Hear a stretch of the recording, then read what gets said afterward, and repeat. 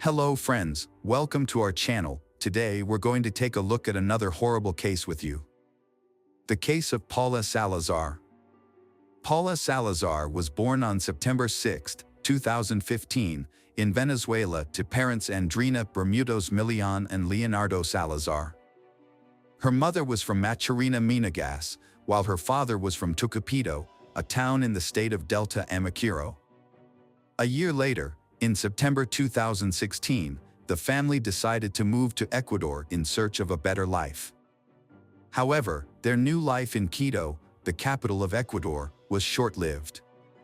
Just a month after their arrival, the relationship between Andrina and Leonardo began to deteriorate due to various reasons.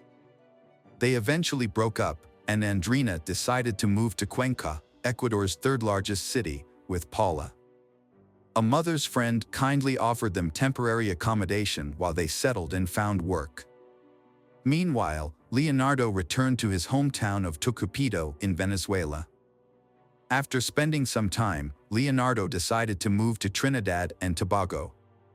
At that point, Leonardo had already been dealing with a long-standing disability resulting from a serious motorcycle accident that occurred during his youth, which had left his left arm completely unusable.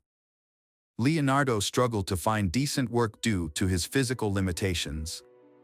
After Andrina moved to Cuenca, she almost completely stopped communicating with Leonardo, only informing him once that she had taken a job on a farm in Tapacundo. Some months later, Andrina formed a romantic bond with Washington Andreas Aimaro. Interestingly, Andreas happened to own the same farm in Tapacundo where Andrina was employed. When Paula was around 18 months old, Andrina moved in with Andreas, bringing Paula with her. Later, on April 7, 2019, Andreas and Andrina had a child of their own. The arrival of the new baby brought immense joy and unity to the family. Life was going smoothly for the family, with the farm thriving and everyone enjoying each day. However, their happiness was short-lived. On March 27, 2020, a life-altering event occurred, changing the course of their lives forever. On that fateful day, Andreas took Paula to the flower plantations. During the car ride, Paula suddenly became ill, feeling dizzy and nauseous. Andreas was forced to stop at a public restroom, where Paula vomited again. He decided to leave her alone for a few minutes to retrieve a change of clothes from the car, as Paula's clothes were soiled. When Andreas returned, he found Paula lying with her head in the toilet bowl. He pulled her out and attempted to administer first aid before rushing her to the hospital. However, by the time they arrived, Paula had already passed away. The doctors who examined her body noticed that Andreas' story didn't add up. They found bruises on Paula's body and face that couldn't have been caused by the events Andreas described. As a result, the doctors contacted the police, who arrived soon after and arrested Andreas as a suspect in Paula's murder. The autopsy later revealed that Paula's death was not an accident, contradicting Andreas' claim that she had drowned in the toilet bowl. The autopsy results revealed that she had been dead for approximately 24 hours before arriving at the hospital, contradicting the foster father's claim that he had administered first aid and CPR just 20 minutes prior to hospitalization. The autopsy also showed that she had suffered severe injuries, including broken ribs, multiple microtraumas, a cracked spine, and sepsis, which ultimately led to her death. Paula's death was initially reported as an accident, but an examination of her body revealed numerous injuries, both old and new. Leonardo Salazar, Paula's father, did not learn of her death until 33 days after it occurred. After Leonardo left Ecuador, Andrina began a new relationship and severed all ties with him. As a result, Leonardo was unaware of Paula's tragic fate for 3 days. During this time, he could only keep up with Paula through photos sent to him by Andrina and their mutual friends. Leonardo learned of his daughter's death. But Andrina's family told him a different story, claiming Paula had died from -19 complications. During this time, Ecuador was under quarantine due to the pandemic, like the rest of the world. But unusually, there were very few -19 deaths in the country. Leonardo was naturally skeptical about his daughter's alleged cause of death and quickly began researching Ecuador's -19 mortality statistics, which were publicly available on social media. Leonardo reached out to Andrina every day for 10 days, but she didn't return his calls until he'd been trying to contact her for almost 2 weeks. When they finally spoke, Andrina told him that Paula had died from -19, but she claimed her lawyers wouldn't allow her to share more information. On the same day she contacted Leonardo, she visited the morgue to begin making arrangements for her daughter's funeral. Despite a prosecutor requesting more time to examine the body, the funeral proceeded on April 10, 2020. Andrina refused to allow a second autopsy to be performed. Through social media and friends, Andrina's friends contacted Leonardo, sharing information about Paula's difficult life in the years before her death. They provided Leonardo with the details they had gathered, which included recordings of conversations, photos, audio recordings, and other similar evidence. According to witnesses, Paula faced mistreatment not only from her stepfather but also from her own mother. Observers reported that Paula was only seen happy when she played alone around Andreas, suggesting that her distress occurred during interactions involving multiple individuals, especially when Andreas was near Andrina. Typically, Paula appeared depressed, acted shyly, and became easily startled. She eventually confided in acquaintances that her mother and stepfather physically punished her for misbehaving. She further revealed that Andreas once pushed her as punishment, causing her to hit her head against the wall.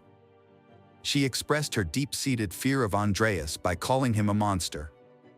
Paula was plagued by nightmares and struggled with insomnia. When she moved into her Andrina's home, her parents initially required her to sleep alone, ignoring her cries when she had trouble falling asleep. They also refused to help her get tucked into bed, leaving her to do it on her own. Furthermore, her mother, Andrina, had begun teaching her how to cook at an unreasonably young age. Paula was forced to prepare her own breakfast and dinner, as her mother preferred to sleep in late and take breaks from childcare in the evenings. Andrina seemed unconcerned about the dangers of having a preschool-aged child cook for herself, despite the risks involved. This neglect was part of a larger pattern of indifference towards Paula's well-being, as Andrina simply did not want to care for her daughter. A young girl repeatedly complained of pain in her legs and back to her teacher, claiming she couldn't walk. Due to her persistent complaints and visible bruises, the teacher took her to the school's health center. After an examination, doctors suspected she was being mistreated at home. The teacher contacted a special police unit to investigate her family for potential abuse. Authorities took up the case and temporarily relocated she to a safe location while the investigation was ongoing. On October 16, 2019, she, Paula, was temporarily placed with her uncle, Andrina's brother. A court hearing was scheduled for December 4, 2019, but the teachers who were set to testify failed to appear. As a result, the hearing was rescheduled for February 27, 2020. Unfortunately, the teachers didn't show up again, and the court was forced to drop the charges against Paula's parents. With no evidence, Paula was returned to her mother. Tragically, 1 month later, on March 27, she passed away. Following Paula's death, Andreas was initially placed in protective custody during the investigation. However, he later appealed this decision, leading to a court hearing on June 12, 2020. During the video conference hearing, the judge set a restraining order and decided that Andreas could be released to house arrest. Yet, in a surprise move, Andreas dropped his appeal. Meanwhile, Leonardo was running a social media campaign and sought financial support to travel from Trinidad and Tobago to Ecuador, with the goal of filing a complaint against Andrina, Paula's mother, before it was too late. At the time, Andrina had not been charged and was free. Leonardo was fortunate to receive financial assistance and free legal advice from two kind-hearted Ecuadorian lawyers, Oswaldo and Alejandro. To reach Ecuador, he had to take a perilous journey from Trinidad to Venezuela, crossing the border by raft and then continuing on to San Cristobal.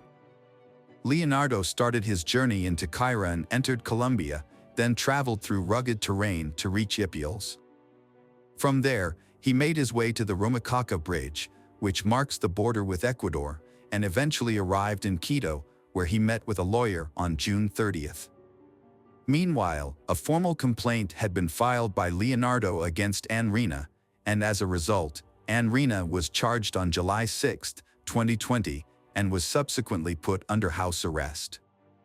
Andrina and Andreas were charged with murder, an offense that carries a maximum prison sentence of 13 years. In November 2020, Leonardo's lawyer raised concerns about the possibility of Andrina fleeing the country due to a past incident where she attempted self-harm. As a precaution, the judge ruled in favor of fitting Andrina with an electronic monitoring device, reducing the need for her to attend court hearings twice a week, making them only once a week instead. Andrina later asked the judge to reconsider the decision to wear an electronic monitoring device. A second hearing was held on November 16 to consider this request.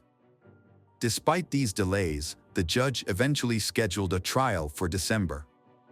Due to the pandemic dominating the news, some key events were not reported. The trial began on January 14, 2021, with Andreas being held at the Regional Detention Center. The trial was closed to the public and no media representatives were present.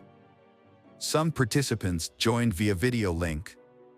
The autopsy report revealed that Paula had suffered severe and brutal injuries, including damaged spinal discs, broken ribs, and previous fractures that had healed.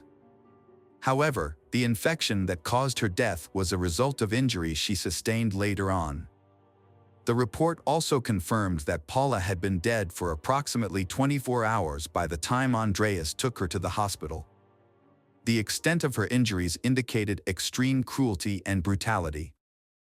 Additionally, the autopsy showed that Paula was severely malnourished, underweight, and deficient in essential minerals and nutrients, with her physical condition being significantly worse than expected for her age. Paula's mother, Andrina, dismissed the severity of Paula's injuries and instead implied that Paula's issues were psychological and that she hurt herself intentionally to seek attention. Andrina attributed the change in Paula's behavior to her feeling neglected after her brother was born. Just a few months after Leonardo left Ecuador in 2017, she began to experience abuse.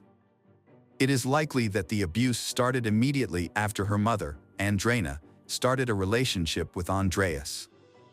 Over 40 witnesses testified against Andrina and Andreas, confirming that Paula suffered abuse for at least 3 years. At the final hearing before the verdict, Andrina took sole responsibility for the abuse, claiming she was the one who hit Paula with a belt in her fists. She claimed Andreas was innocent and had never mistreated Paula. Andrina also stated that she punished Paula for causing problems in her relationship with Andreas. The judges were concerned about Andrina and Andreas' newborn son, but it was clear that the child had not been abused like Paula. Andreas has chosen to remain silent about the incident since his arrest on February 3, 2021.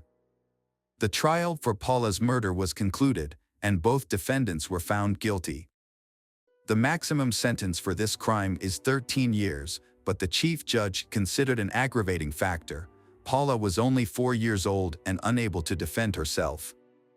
As a result, the judge sentenced they to 17 years and 4 months in prison. Hello friends, welcome to our channel. Today we're going to take a look at another horrible case with you. The case of Lisa Valdez. Lisa Valdez was born on September 6, 1961 in San Francisco, California. She had a brother and a loving mother, although their father was not involved in their lives. Despite this, Lisa was exceptionally close to her mother, and they almost never argued. Everyone who knew them was always impressed by how perfect their relationship seemed. In her teenage years, Lisa took up dancing, and it became one of her greatest passions. She also had a keen interest in modern technology, getting into the IT field when it was still in its infancy. For instance, she started using email when most of her friends hadn't even heard of it. This interest in technology shaped her future career. After college, Lisa got a job as a software analyst in San Francisco. Later, her mother used her savings to purchase Lisa an apartment in a prestigious neighborhood. It was a small studio, but the building was situated on a hill, offering a beautiful view of the city. Lisa lived in this apartment alone, advancing in her career and spending as much time as possible with her family. She also continued dancing, attending weekly dance practice sessions with her best friend. On May 16, 1998, when Lisa was 36, she invited her mother and some family friends over for the evening. After the guests left, her mother helped with the dishes and headed home. Before she left, Lisa promised to call her the next day, but she never called. At first, her mom figured she was just busy, as Lisa was supposed to go to dance practice that day, so her mom decided to wait. But the whole day went by without hearing from Lisa. The next day, she tried calling Lisa herself, but there was no answer. The mother kept trying to reach her daughter, but Lisa never picked up. On the fourth day, which was a Monday, Lisa's colleagues contacted her mother and informed her that Lisa had not reported to work and was not answering their phone calls.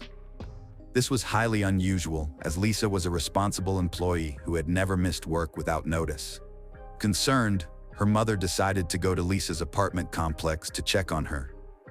However, upon arrival, she noticed police tape surrounding the building and a significant police presence. When she inquired about the situation, the police explained that just a few hours earlier, residents had reported a strange odor coming from one of the apartments. The manager had gone to investigate and found the door unlocked, immediately discovering a body on the floor, prompting the call to the police. The officers quickly identified the deceased as Lisa. She was partially undressed, and her body showed clear signs of trauma, indicating it was a murder. Based on the state of decomposition, they estimated she had been dead for several days. The police also suspected she had been assaulted, as her underwear was found next to the body. The room was covered in blood stains, both on the floor and on the bed. The TV was on, and the air conditioner was set to 78 degrees. The apartment was also in disarray, but detectives later discovered that this was normal for Lisa, who wasn't meticulous about keeping things tidy. There were no signs of a robbery, as all of Lisa's valuables, including her jewelry, were left in plain sight. The only things missing were her keys and a gym bag. Another peculiar detail was that the attacker had cut off some of Lisa's long hair and taken it with them. Combined with the numerous injuries on her body, this suggested the presence of strong personal motives. Detectives speculated that the killer might have known Lisa, and for some reason, harbored hatred towards her, supporting the idea that Lisa was familiar with her attacker. This was further supported by the lack of signs of forced entry, and the fact that Lisa's apartment complex was fenced and required either a key or access granted by a resident. The police started interviewing residents of the complex, hoping someone had seen the attacker, and they quickly found their first lead. One of Lisa's neighbors mentioned that 2 days earlier, after returning from vacation, he noticed part of the metal frame of his front door was bent, and there was a faint blood stain on the door. He reported it to the manager, but they decided not to involve the police, since it was clear no one had broken into his apartment. Detectives were almost certain the same person who killed Lisa was responsible for this incident, but the motives behind the actions were unclear. Perhaps the killer tried to break into the neighbor's apartment and was caught by Lisa, leading to her murder. According to another theory, the attempt to break into the neighbor's apartment might have occurred after Lisa's murder, which seemed odd. Detectives also talked to the housekeeper who cleaned Lisa's apartment every week. 2 days before they found Lisa's body, the housekeeper used her key to enter the complex and tried to open Lisa's door, but it was blocked from the inside. She peeked through the crack and saw a partially undressed woman on the floor and heard a man's voice. Assuming she was interrupting something private, she left right away. The police believed Lisa was already dead by then, and the man's voice belonged to her killer, who was still in the apartment. The housekeeper mentioned seeing a black bag with a zipper near the body, but she was unsure as she only glanced at it briefly. Additionally, there was an untouched envelope with cash taped to the inside of Lisa's apartment door. This money was intended for the housekeeper, as Lisa would leave it the day before her scheduled visit since she wouldn't be home. The presence of the untouched envelope suggests that Lisa was likely attacked after her mother's departure, between midnight and early morning, as this was when she would have left the money. This theory was soon confirmed by the neighbors living on the floor below, who reported hearing noises from above that night. They described hearing thumping sounds followed by the sound of someone coming down the stairs, though they did not see who it was. While medical experts examined Lisa's body, detectives continued searching her apartment for clues. They soon noticed something unusual. The toilet seat was up, which was unusual for a woman living alone. Forensic experts examined the toilet seat and found a partial fingerprint that did not belong to Lisa. The police collected fingerprints from all of Lisa's acquaintances and relatives who might have been in her apartment, but none matched this. This led detectives to believe the fingerprint might belong to the killer. The medical experts soon finished their report, giving a new lead. Lisa's body had over 20 stab wounds, but because of the decomposition, they couldn't tell if she had been sexually assaulted. However, they found defensive wounds on her body, indicating that Lisa tried to fight off her attacker. The experts also found skin particles under her nails, likely from the killer, and sent them to the lab for analysis. Meanwhile, forensic experts examined evidence from the apartment and found a crucial clue. One of the pillowcases had numerous blood stains, but analysis revealed that not all the blood belonged to Lisa. Some stains were different, so the pillowcase was sent to the lab for further examination. Investigators theorized that the killer might have accidentally injured himself while stabbing Lisa, which was common in such cases since a knife can easily slip. This theory was supported by another finding inside the toilet. They discovered 2 bandages from a first aid kit, which the killer might have used to stop his bleeding.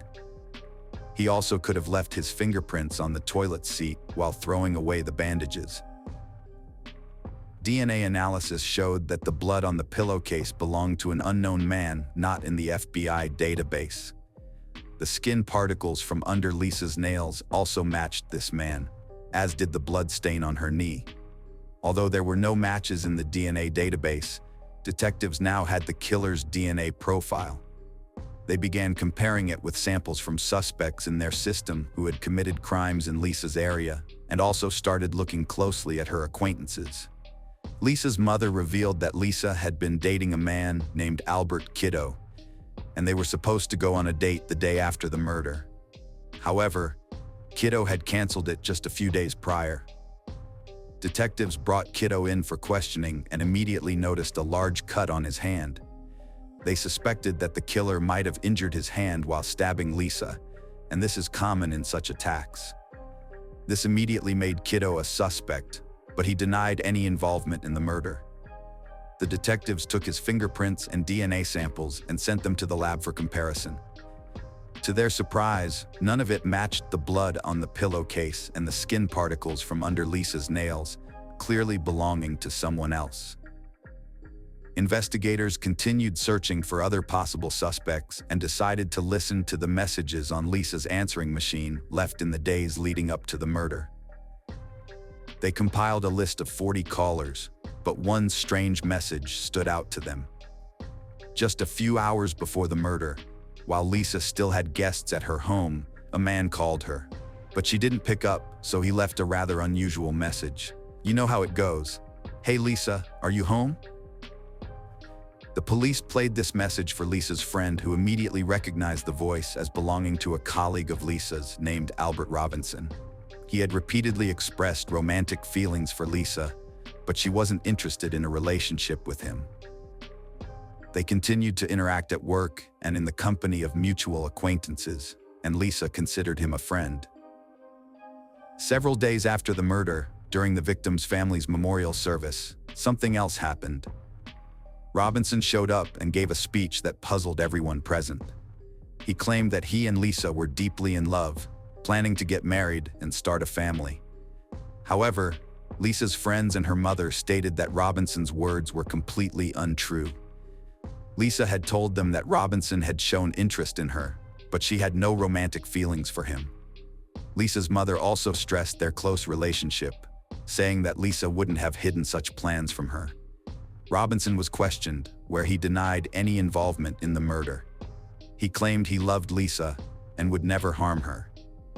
However, he refused to provide his DNA sample and fingerprints to the police. This evidence pointed to Robinson as the main suspect, and detectives continued searching for new leads. If Robinson was obsessed with Lisa and she did not reciprocate his feelings, it could have driven him to commit the crime. The brutality of the crime suggested personal motives, and the fact that the killer had cut off and taken some of her hair could be connected to his obsession. Detectives eventually obtained a search warrant for Robinson's house, where they found numerous photos of Lisa, further indicating his obsession with her. However, Robinson continued to deny any involvement in the murder. He even provided his fingerprints and DNA samples to the detectives. Although the detectives were almost certain that Robinson was the killer, the lab results showed no match between the samples found at the victim's apartment and Robinson's. Consequently, Robinson was removed from the list of suspects, and the police continued their search for new leads. Despite their efforts, the detectives repeatedly hit dead ends, and the case remained unsolved for years.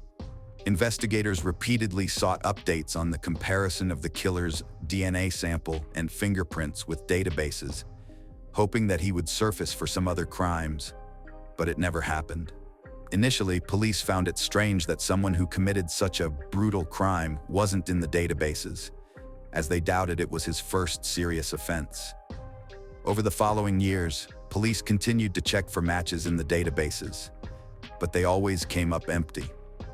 Lisa's mother gave interviews on television multiple times, urging anyone with information to come forward.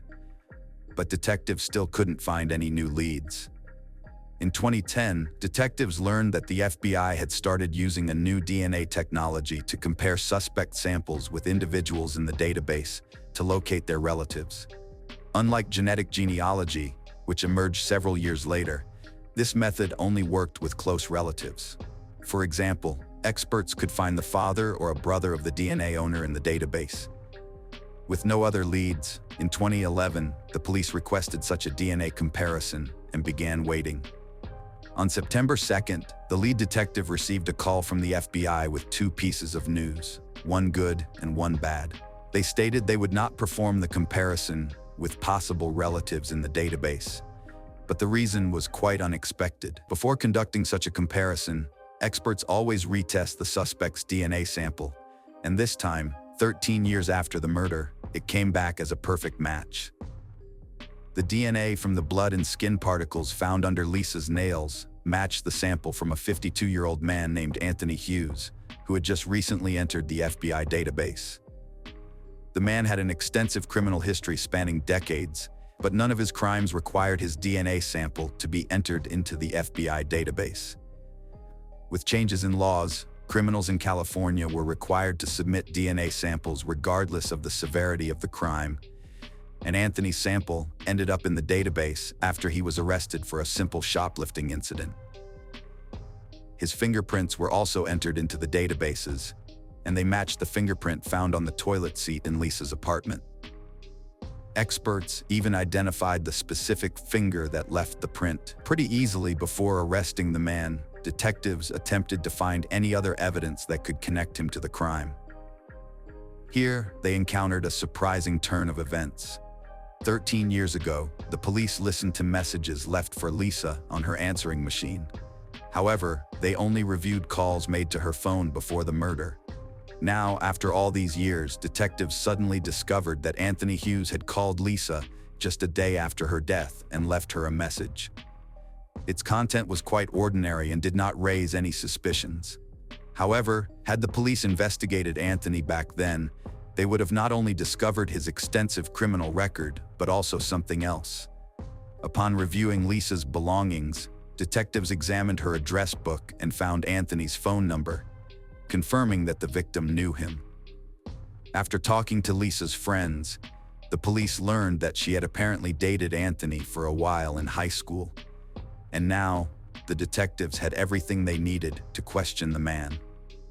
At that time, he didn't have a fixed address, so they decided to proceed carefully to prevent the suspect from fleeing. They arrested him, saying that the police were investigating a series of robberies in San Francisco, and he surrendered without resistance.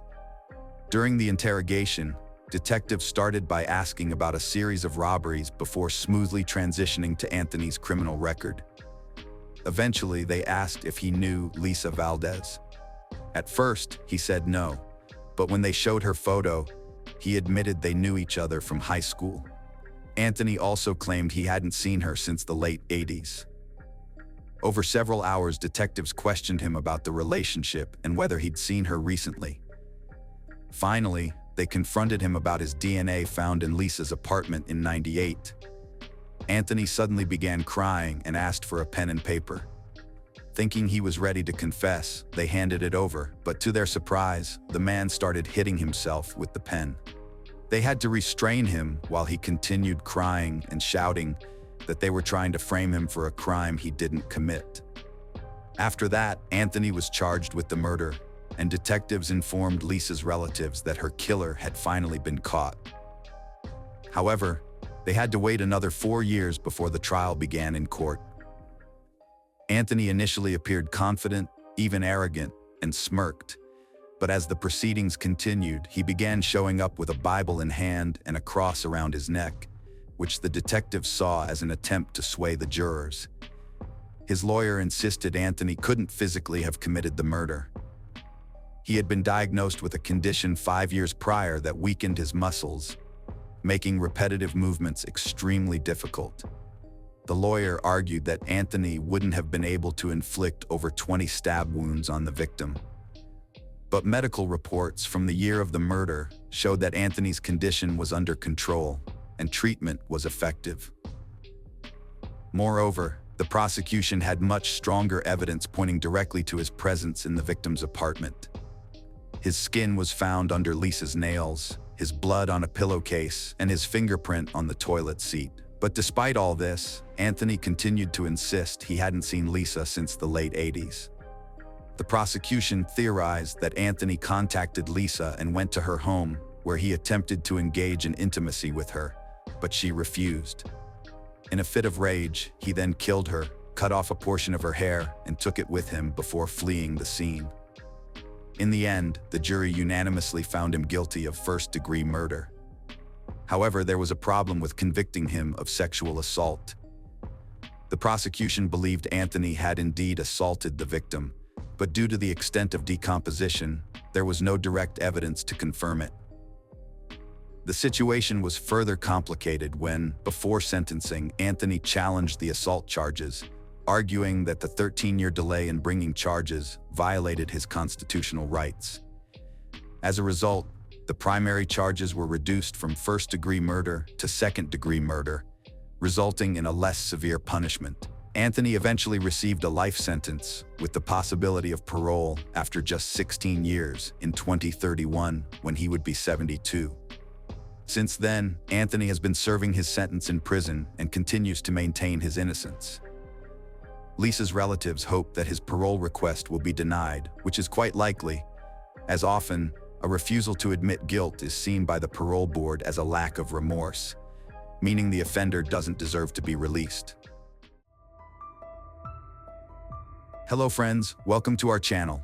Today we're going to take a look at another horrible case with you, the case of Smith family.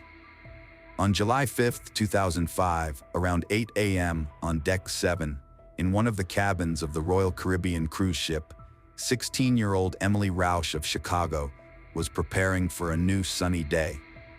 Outside her cabin window, Emily noticed something strange that caused her alarm. She saw what appeared to be blood smeared across the canopy that served as a cover for the nearby lifeboat, She also saw a blood stain near the very edge of the canopy, as if someone who had been injured had fallen there before disappearing overboard. Emily could not remain indifferent to this discovery and hastened to report the strange sighting to the staff of the liner. George Smith was a cheerful, inquisitive, and bright young man. He was born in the small town of Greenwich, Connecticut, and his childhood was a happy one, filled with the joy and support of his family, which came first for George. He always maintained a close relationship with his parents and his sister, Bree. His father, George Smith Sr., owned a liquor store and ran it himself. The family business was not just a job for him, but a true passion. In 2000, the younger George Smith successfully completed his higher education in business at Babson College, which is located in Massachusetts. After graduation, he worked for several years in Boston as a computer data mining analyst. However, his heart has always belonged to the family business. After making an informed decision, George decided to return home to help his parents run the store under his father's guidance. He was going to learn the ins and outs of the family business so that he could take over the store in the future and allow his parents to enjoy a well-deserved vacation. In 2002, at one of his reunions with friends, George Smith met a girl who became his life partner. Jennifer was also a Connecticut native and had just received a job offer as an elementary school teacher. She was bright, beautiful, and ambitious, just like George himself. The young couple were completely infatuated with each other, and George's parents were also delighted with his chosen partner. 3 years later, in 2005, when George was 26 years old, the couple decided to get married and start a new chapter of their lives. They celebrated their wedding at the Castle Hill Inn, located in the picturesque town of Newport, Rhode Island, and the ceremony itself took place on the ocean front. It was a location perfect for such an important event in their lives. Immediately after the ceremony, the newlyweds went on a honeymoon, choosing a cruise on a luxury liner, one of the grand ships of the Royal Caribbean Fleet. The 12-day tour involved sailing the beautiful waters of the Asian Sea. Their journey began in Barcelona on June 29th and included stops along the French Riviera and the Italian coastline. George and Jennifer soon befriended another couple and a young man named Josh Asen from California. The 20-year-old Josh, a man with a lively sense of humor, quickly won over George's friendship, and the lively group enjoyed spending time together. On the 1st of July, when the cruise ship departed the Italian coast, they decided to go ashore and have fun all day.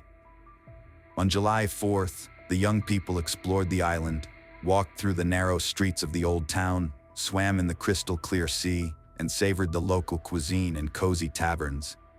Happy and cheerful, they relished each other's company and the enchanting ambiance of this beautiful place. Mykonos left indelible memories in their hearts, and they planned to continue the evening's enjoyment together on the deck of the ship after a romantic dinner. George and Jennifer met up with their friends again on the cruise ship. The merry group decided to come together and have an enjoyable, memorable experience in this exotic part of the world. The evening was filled with laughter and excitement. After indulging in delicious appetizers and drinks, the newly married couple, accompanied by Josh Askin, went to have fun at the casino on the ship. George and Josh enjoyed sitting at the craps table, and they were entertained during the game, while Jennifer played at the poker table. By the end of the evening, the newlyweds had lost a considerable amount of money. Without regret, they joked about the loss, as it was their honeymoon after all. After the casino closed, apparently the friends decided to continue their night out. The last video of George was recorded around 2:30 a.m. on one of the liner's many security cameras. The footage showed him leaving the casino, but that did not mean George would return to his cabin. In the early morning hours of June 5, 2005, on the Greek island of Mykonos, a mysterious plot began to unfold. George Smith, a 26-year-old newlywed who was on a Mediterranean cruise with his wife Jennifer, disappeared last night. George was reportedly having an active time enjoying the liner's atmosphere of fun and luxury. Everything seemed harmless that night, but the sequel turned out to be much darker. The captain of the ship examined the cabin under the window of which strange footprints had been found, as well as the place on the deck. There was no one in the cabin, and the available footprints and evidence indicated that something serious had happened. The possible disappearance of the newlyweds was related to violence. The news quickly reached all the liner visitors. There was alarm aboard the ship, and passengers were disturbed by the strange events. Deck 7 was cordoned off, and no one was let in or out of their cabins. The ship's crew thoroughly checked every possible establishment on the liner in hopes of finding the missing George and Jennifer. After the discovery of blood, the newlyweds were presumed to have mysteriously disappeared. Taking the situation into his own hands, the senior officer headed to their stateroom to get to the bottom of what was going on. From all available traces, it was hypothesized that George might have fallen overboard the ship. Meanwhile, on the other side of the ship, the search for the young couple was still going on. By 10 a.m., Jennifer was found in the ship's spa, where she was having a pre-booked massage session. Her facial expression spoke of deep surprise and concern. She claimed to be unaware of her husband's whereabouts and that she had not seen him since the previous night. Jennifer revealed that when she woke up this morning, her husband wasn't there. At first, it did not seem unusual to her because he had spent the night with friends, and in the morning he was in another cabin, so she did not search for her husband but went for a spa treatment without being bothered by his absence.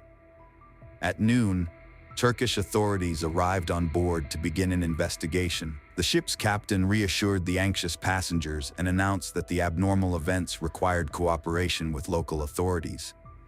He emphasized that it was a necessary measure to clarify the circumstances and expressed hope that the situation would be resolved soon. The police officers began their questioning with the missing man's wife, Jennifer. Her agitated state and apparent lack of information about her husband made her the main suspect.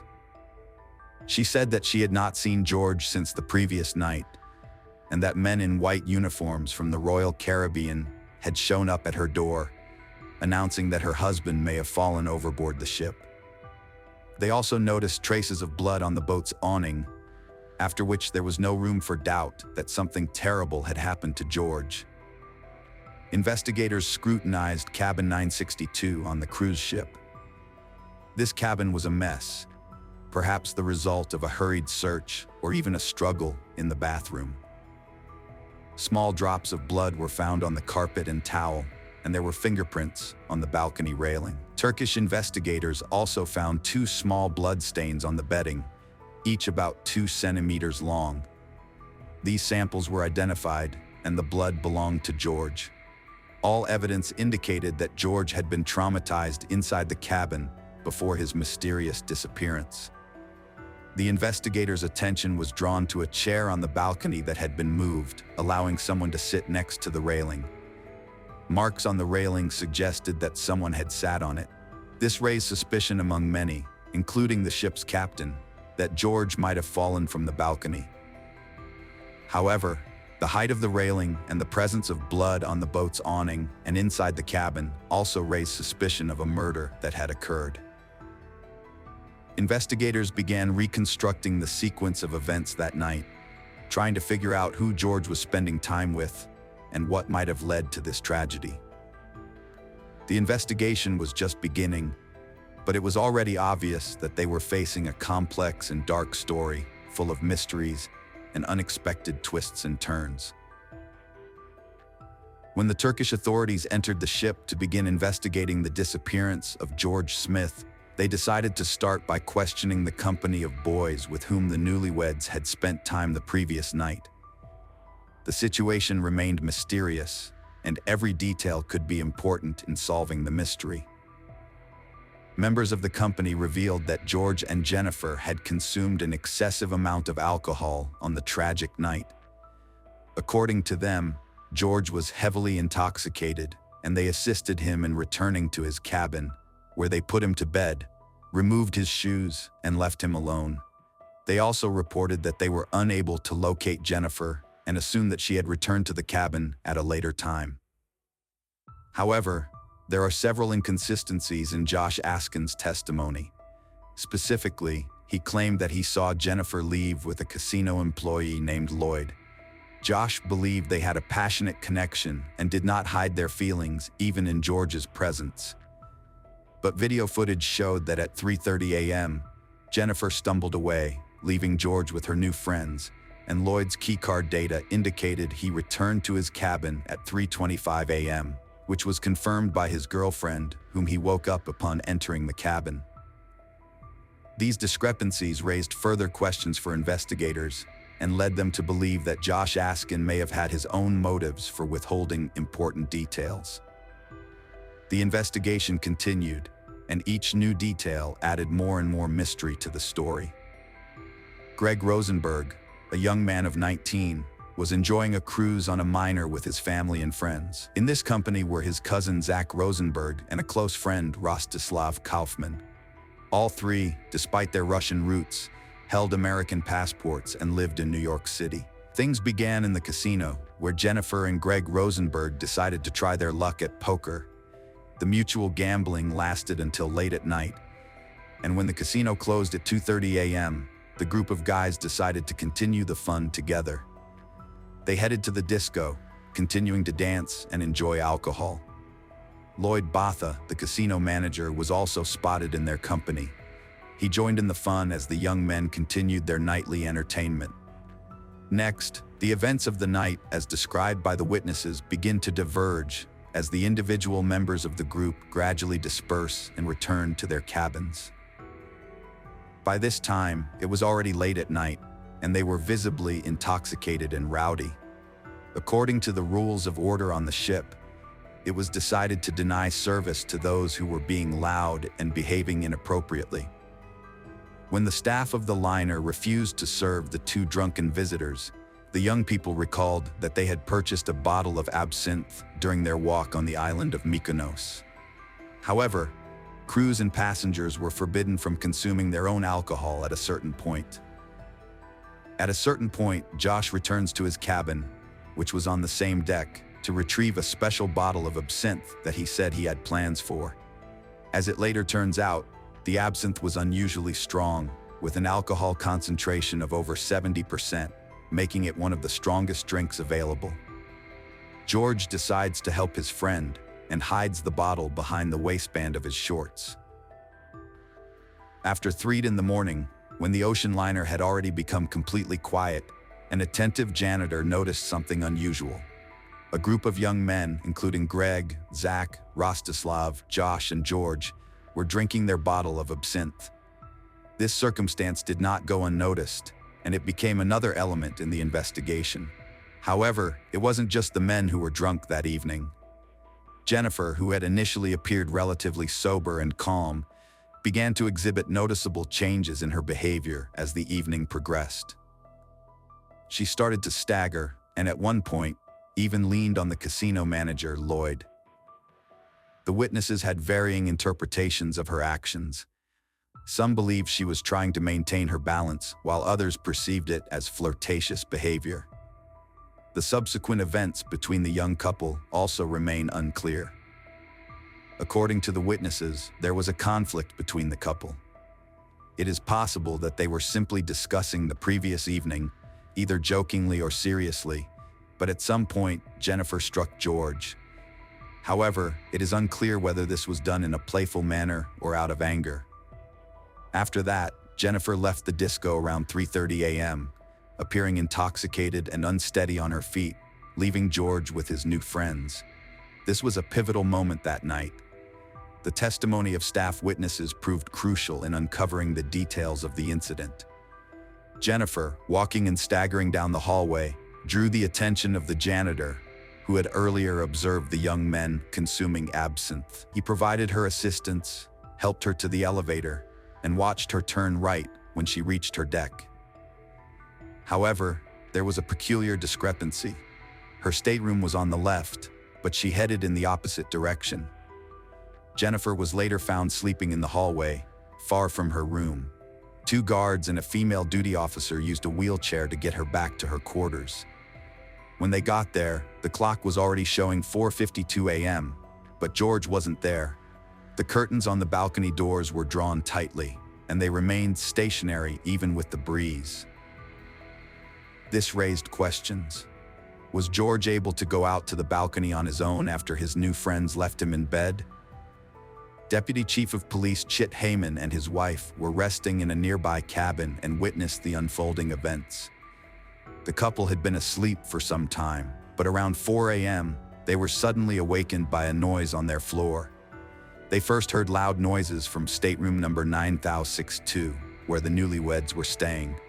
Chit Heyman immediately called guest services to report the noise. He also pounded on the wall and yelled to his neighbors, which resulted in a brief silence.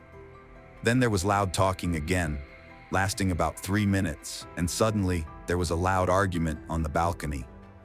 Chit and his wife heard someone say, "Good night," several times, as if trying to get people to leave the cabin. This was followed by sounds of moving furniture and finally a loud thud, like an object falling. Chit Heyman decided to investigate and open the door. He saw 3 unidentified men. Other passengers also reported hearing loud noises, like a body hitting the boat's canopy, followed by a woman's scream, but none of the eyewitnesses had definitive proof that a woman was in the cabin at the time. According to witnesses, 4 young men entered the cabin, but only 3 were visible as they exited. The question arose, could one of them have stayed inside, trying to steal money from the newlyweds, who may have had winnings from gambling in the casino? The theory about a failed robbery attempt seems the most plausible. However, there are alibis for the 3 men, Greg, Zach, and Rostislav, who were allegedly in another stateroom just minutes after Chit Heyman saw the 3 unknown men. The key card records for George's stateroom confirmed that the boys entered it at 4:05 a.m. according to their testimony, and that they entered the cabin again was not recorded. Thus, there are several theories as to what may have happened to George Smith. Theory 1. Robbery. The theory of a possible robbery represents one of the main ones. By all appearances, George and Jennifer got drunk fairly quickly that night, but from witnesses' observations, they looked more or less sober when they left the casino at 2:30 in the morning. At 3:30 a.m., however, they were no longer able to return to their cabin on their own, suggesting possible exposure to illegal substances. This theory is supported by the testimony of other casino visitors who claim that George and Jennifer spoke openly about having large sums of money, possibly received as wedding gifts or casino winnings. Different witnesses mentioned different amounts, but they all estimated their wealth to be in the tens of thousands of dollars. Of course, they could have been victims of a robbery. George wore an expensive Breitling watch, and Jennifer owned an expensive engagement ring, which indicated that they were wealthy. Maybe their quarters were turned over looking for that money. The traces of blood on the sheet could probably have come from the kidnappers' attempt to remove George's valuable watch from his wrist. The second theory of events is related to the effects of alcohol and hallucinogens. The captain, upon learning of the drunkenness of the passengers and the footprints on the balcony, concluded that there may have been an unintentional accident, and for example, during the scuffle, George fell overboard. Particular attention is paid to the question of the presence of hallucinations and their potential danger due to the ingestion of absinthe. Experts in the field of toxicology emphasize that everything depends on the concentration of the active substance. Today, this drink is available for sale in many European countries, and its concentration is significantly limited by European Union regulations. This means that in officially sold absinthe, the concentration of thujone is so low that it is not capable of causing hallucinations. However, illegally made absinthe with a much higher concentration can be found on the black market, which in theory can cause hallucinations. This seems unlikely in this case, as the absinthe the Smith couple purchased was bought officially in Europe and could not have caused such effects, according to experts. To achieve hallucinogenic effects using official absinthe would require the consumption of a huge quantity, so large that it would hardly be tolerable for the body and would most likely lead to fatal alcohol intoxication. Thus, the theory about the influence of alcohol and hallucinogens, in this case, seems unlikely and lacks convincing evidence. FBI agents conducted polygraph interviews with several key individuals in this story, including Jennifer and casino manager Lloyd Botha, both of whom passed the polygraph successfully. However, Josh Askin failed the polygraph interview, which may indicate that he had some secrets regarding George's disappearance. But it is also possible that it was the result of special interrogation tactics used to get more information from him. There was also a videotape of 3 guys, including Russians, joking about what had happened. This tape proved to be important evidence, and the FBI agents took it into consideration. One of the unidentified guys on the tape uttered the phrase, "We gave him a lesson in paragliding without a parachute," which may hint at some kind of incident or joke involving George. The George Smith investigation was also influenced by the testimony of Greg Rosenberg, who was among the young men who were in the company of those entertaining that night. He claimed that they ordered food to their cabin that day, which serves as a key alibi for the Russian boys. However, there are contradictions to this claim, as records in the ship's service logs do not support such orders, and the delivery service had been blocked for their cabin the day before. The staff was even instructed not to provide any service to them that night. Greg cannot say for sure which of the cabin's passengers placed the orders. In December 2019, Greg Rosenberg was murdered, and his death also remains unsolved. Police are looking into a possible link between his murder and the death of George Smith. The mysterious appearance of George Smith became a real mystery that cast a shadow on his family, and the situation became more and more complicated. The behavior of the relatives after this tragedy attracted the attention of both the public and law enforcement agencies. The Smith family continued to press the authorities, demanding that the truth and justice be revealed. The case of George's disappearance was transferred from the FBI's Connecticut Regional Office to the FBI's New York office. Their persistence, and more importantly, their ability to get the public's attention through the media, yielded little results in trying to solve this dark secret. The family offered a $100,000 reward for information that could help find and punish those responsible. They also called for a boycott of the shipowner's company, which they believed was trying to cover up the incident to keep profits. The relationship between George's parents and his young wife, Jennifer, became strained after the incident. Jennifer's behavior was scrutinized publicly. She appeared overly composed, cautious in her responses, and her reluctance to provide sufficient information raised suspicion. Jennifer claimed she was following the instructions of FBI agents and acting as directed. The Smith family, in their search for justice and truth, eventually lost faith in Jennifer when she accepted an offer from the judgment to settle the lawsuit independently for $1 million. The family perceived this move as a betrayal and an attempt to escape further allegations against the cruise organizers. The Smith family was disappointed by the lack of transparency in the Turkish authorities' investigation and felt that Jennifer was too quick to accept the offer. They were convinced that Jennifer was hiding something and was not showing the proper interest in finding out what had happened. Jennifer herself claimed that she remembered almost nothing from that night after 2:30 a.m. and was not even aware that the liner staff had found her in the corridor and returned her to her cabin. The Turkish investigation has not satisfied the Smith family, and their belief in justice, skeptical of the official findings, they decided to take justice into their own hands and enlisted the help of an independent forensic scientist, Henry. Lee Henry conducted a series of studies in the cabin and on the balcony, but the work was not included in the official investigation. These investigations could have revealed key information about what had happened and could have confirmed one of the two main versions of events: murder or accident. According to Henry Lee, the height of the balcony makes a fall from it unproven.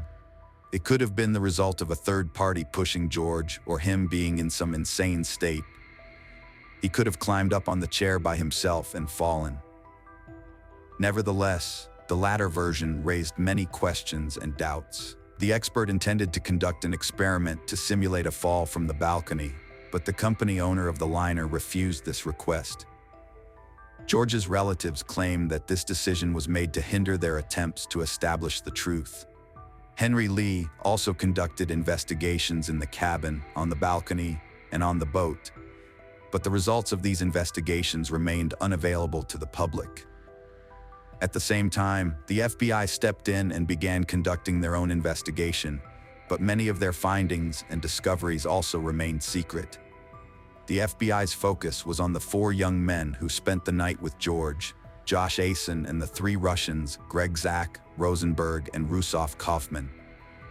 Their testimony was largely inconsistent with that of the other witnesses, making the situation strange and confusing.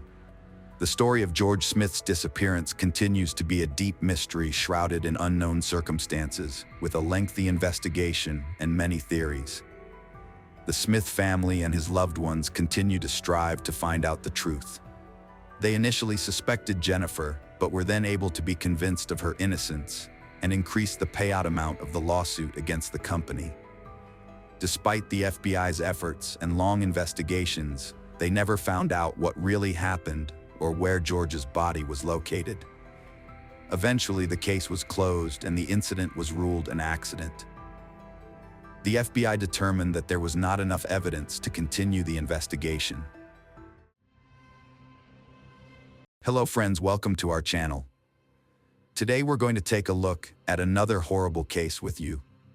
The case of Ronell Burns. On November 6, 2021, around 9 p.m., a concerned neighbor called emergency services to report hearing frantic screams and multiple gunshots coming from a nearby house. Responding police officers rushed to the scene and entered the home, where they discovered the lifeless bodies of a man and a woman lying on the floor. Following a thorough examination of the crime scene, the police launched an investigation into the tragic incident. The victims were identified as Ronell and Kiana Burns, a married couple. The question on everyone's mind was, who would commit such a heinous crime and what could be the motive? The Burns family resided in a spacious house in Gwinnett County, an area known for its remarkable ethnic diversity. Although the house did not appear to have been burgled, with all belongings still in their original places, the police were able to uncover a crucial lead in the double murder case relatively quickly. Let's go back in time and uncover the true roots of the tragedy that befell the Burns family. We begin with Kiana, born on September 15, 1977, in St. Louis, Missouri. After graduating from Riverview Garden High School, she attended St. Louis Community College in Florissant Valley, where she studied cosmetology and eventually started building her career. Kiana's hard work and perseverance paid off, and she opened her own successful beauty salon, which became popular. She was driven by her dream of living a luxurious and wealthy life, and her dedication paid off over the next 20 years. With time, she transformed her salon into one of the largest in the St. Louis area. However, Kiana's personal life was not without its challenges.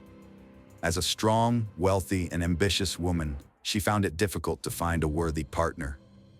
By the time she was 44, she had 3 children from previous relationships, whom she loved deeply. Her family described her as a great and loving mother, a supportive friend, and a successful businesswoman. Kiana seemed to have it all when she met her future husband, Ronell Burns. Ronell Burns was born in St. Louis, Missouri, on May 14, 1975. After graduating from the High School of Fashion in 1994, he played on the basketball team and even competed for a state championship. With a driven and ambitious personality, Ronell thrived on competition and always aimed for greatness. Before meeting Kiana, Ronell had 2 children from a previous relationship. When they got together, they formed a strong and happy family, bringing together 2 successful and ambitious individuals. On September 13, 2012, Ronel and Kiana officially tied the knot in a beautiful wedding ceremony attended by numerous relatives and friends. However, after the wedding, Kiana began to notice new aspects of Ronel's personality. It turned out that Ronel had dedicated his life to Jesus Christ at a young age and wanted to spread the Lord's word. He started serving everyone he could, even strangers he met on the street. Ronel created a website where he coached and preached, claiming that God spoke to him in his early years, instructing him to help people, and that he had the power to make things happen in life.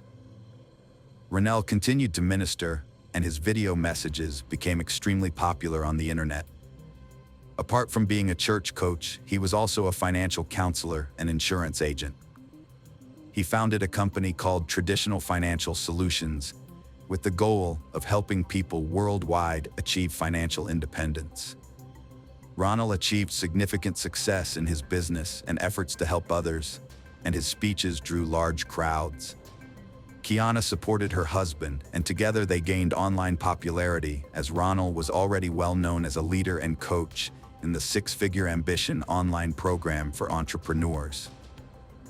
He had a substantial online presence with over 7,000 followers on Instagram and 2,000 subscribers on YouTube, where he ran an educational video channel. Ronel and Kiana Burns merged their families and business expertise, and together they created something remarkable that touched thousands of people's lives. Kiana was a sought-after speaker at business events, where she shared valuable lessons and inspiration on how to succeed. She also had a large following on Instagram, with 14,000 followers, where she shared insights into her family life and inspirational quotes. In a popular video message, a stylish and well-branded couple shared their insights on entrepreneurship, highlighting how it had positively impacted their lives and those of thousands of their subscribers. They reiterated their mission to empower their audience with the skills to achieve success as entrepreneurs and build their own businesses, rather than being employed by others. The Burns family aimed to educate young entrepreneurs on how to invest their earnings wisely, generating passive income. They conveyed their belief in the potential of their students, emphasizing that you don't need to be exceptional to begin, but rather start taking action to achieve greatness. Despite showcasing their luxurious lifestyle to appeal to new students and subscribers, it was Kiana who had actually walked the path Ronel frequently described. She had built and operated a successful network of salons through hard work, contributing significantly to the family's wealth. Ronel, on the other hand, wanted to project an image of success, often posing in expensive attire. The family regularly posted photos from high-end restaurants, but in reality, successful individuals rarely have the time to engage in lengthy conversations, whereas those struggling financially were often drawn to the Burns' den, promises of easy wealth without effort, relying on Ronel's guidance. Ronel Burns established a company called Six-Figure Ambitions, allowing him to build his wealth and create a lasting legacy, which he frequently discussed in interviews. Ronel and his wife Kiana had built a close-knit family and were seen as inspirational role models by those around them. At the time, they had 3 children together, Rhea, McKay, and Ray.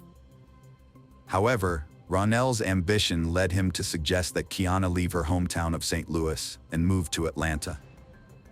The real reason for the move was to expand their business, as Ronel had taken over his wife's business and wanted to establish a chain of beauty salons in Atlanta. Owning 3 salons in St. Louis was no longer enough for him. Although Kiana was hesitant to leave St. Louis, she eventually agreed to the move. Despite her reservations, she continued to present a united front with her husband in public. On social media, Kiana portrayed her life as perfect, sharing photos of luxurious gifts from her husband, such as a Maserati Levante, and her extensive collection of Louis Vuitton bags. Each post was accompanied by captions expressing admiration and gratitude towards her husband.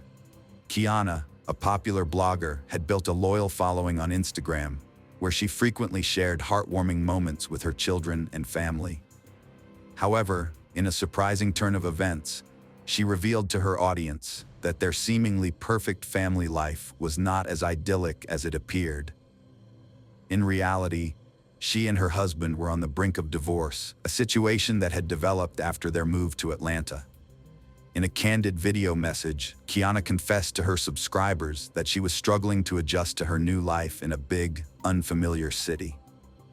She opened up about the difficulties of leaving her old life behind and starting anew, and how she relied on the support of her followers during this challenging period. Although Kiana's Instagram feed presented a picture of happiness and unity, behind the scenes, her family was going through a tough time. Her loyal subscribers were a source of comfort during the dark days, which had become increasingly frequent. When Kiana finally broke the news of her impending divorce, her followers were shocked. Her husband, Rael, subsequently went live on air to corroborate the news, revealing that they had made the decision to divorce 7 months prior. In a detached tone, Rael explained that they would continue to run their joint business venture, despite their decision to go their separate ways. Bloggers usually only share their positive experiences with their followers because they fear that revealing their failures and struggles will cause them to lose credibility and admiration. However, the case of the Burns family serves as a prime example of how social media can create a false impression of a wealthy lifestyle. Rael had quickly spent all the money Kiana earned from her beauty salons, and as a result, the family's debt to various banks exceeded $500,000 within just a few years. Just before the tragic event, the family's financial struggles had reached a crisis point, exacerbated by their recent move to an unfamiliar city. Kiana went live on social media, asking her fans to pray for her strength as she struggled to cope without the support of family and friends, especially while taking care of her children. In the live stream, she spoke about the recent changes in her life and how she and her husband had moved to Atlanta just 5 or 6 months prior to expand their business. Kiana emphasized the importance of prayer and having a supportive network of loved ones to help during difficult times. Kiana kept secret the true reason for the division in the family: Rael's repeated cheating and promiscuity, which was never visible in their public Instagram life. That same night, Kiana posted a cheerful video of herself dancing at home with one of her daughters. However, a tragic event occurred a few hours later. Kiana and Rael got into a heated argument, and in the aftermath, Rael was shot, and Kiana was found dead in another room with a gun in her hand, suggesting she was the one who made the decision. Some people believed Kiana was driven to kill her husband after discovering his infidelity, while others thought the couple was heavily in debt and that Rael was a con man who had cheated her financially. Investigations revealed that Rael was a serial cheater in his previous marriage, wasting his wife's money and leading to financial ruin. When Rael met Kiana, a successful career woman, their combined fortune and experience seemed promising. However, their business ventures eventually failed, leaving only Kiana's beauty salon operational. Despite Rael's lack of income, he continued to present himself as a successful businessman on social media, hiding their true financial struggles and relationship problems. Behind their pious Christian facade, Rael and Kiana lived a life of luxury, frequently quoting the Bible and flaunting their wealth on social media. However, this was all an act. In reality, Rael worked for an insurance company that preyed on middle and lower income families, and he even attempted to recruit his own family and friends into the scam. Their lavish spending eventually led to bankruptcy, forcing them to sell off some of their assets to pay their debts. Despite this, the couple continued to project an image of happiness and success, even considering a move to a bigger city to further their fraudulent activities. Kiana was well aware of Rael's infidelity and was tired of being silent and forgiving. Eventually, they decided to divorce, with Rael falsely accusing Kiana of infidelity to justify the split. Devastated, Kiana knew that their family and friends were oblivious to the couple's problems, as Rael had carefully concealed the truth to protect his reputation.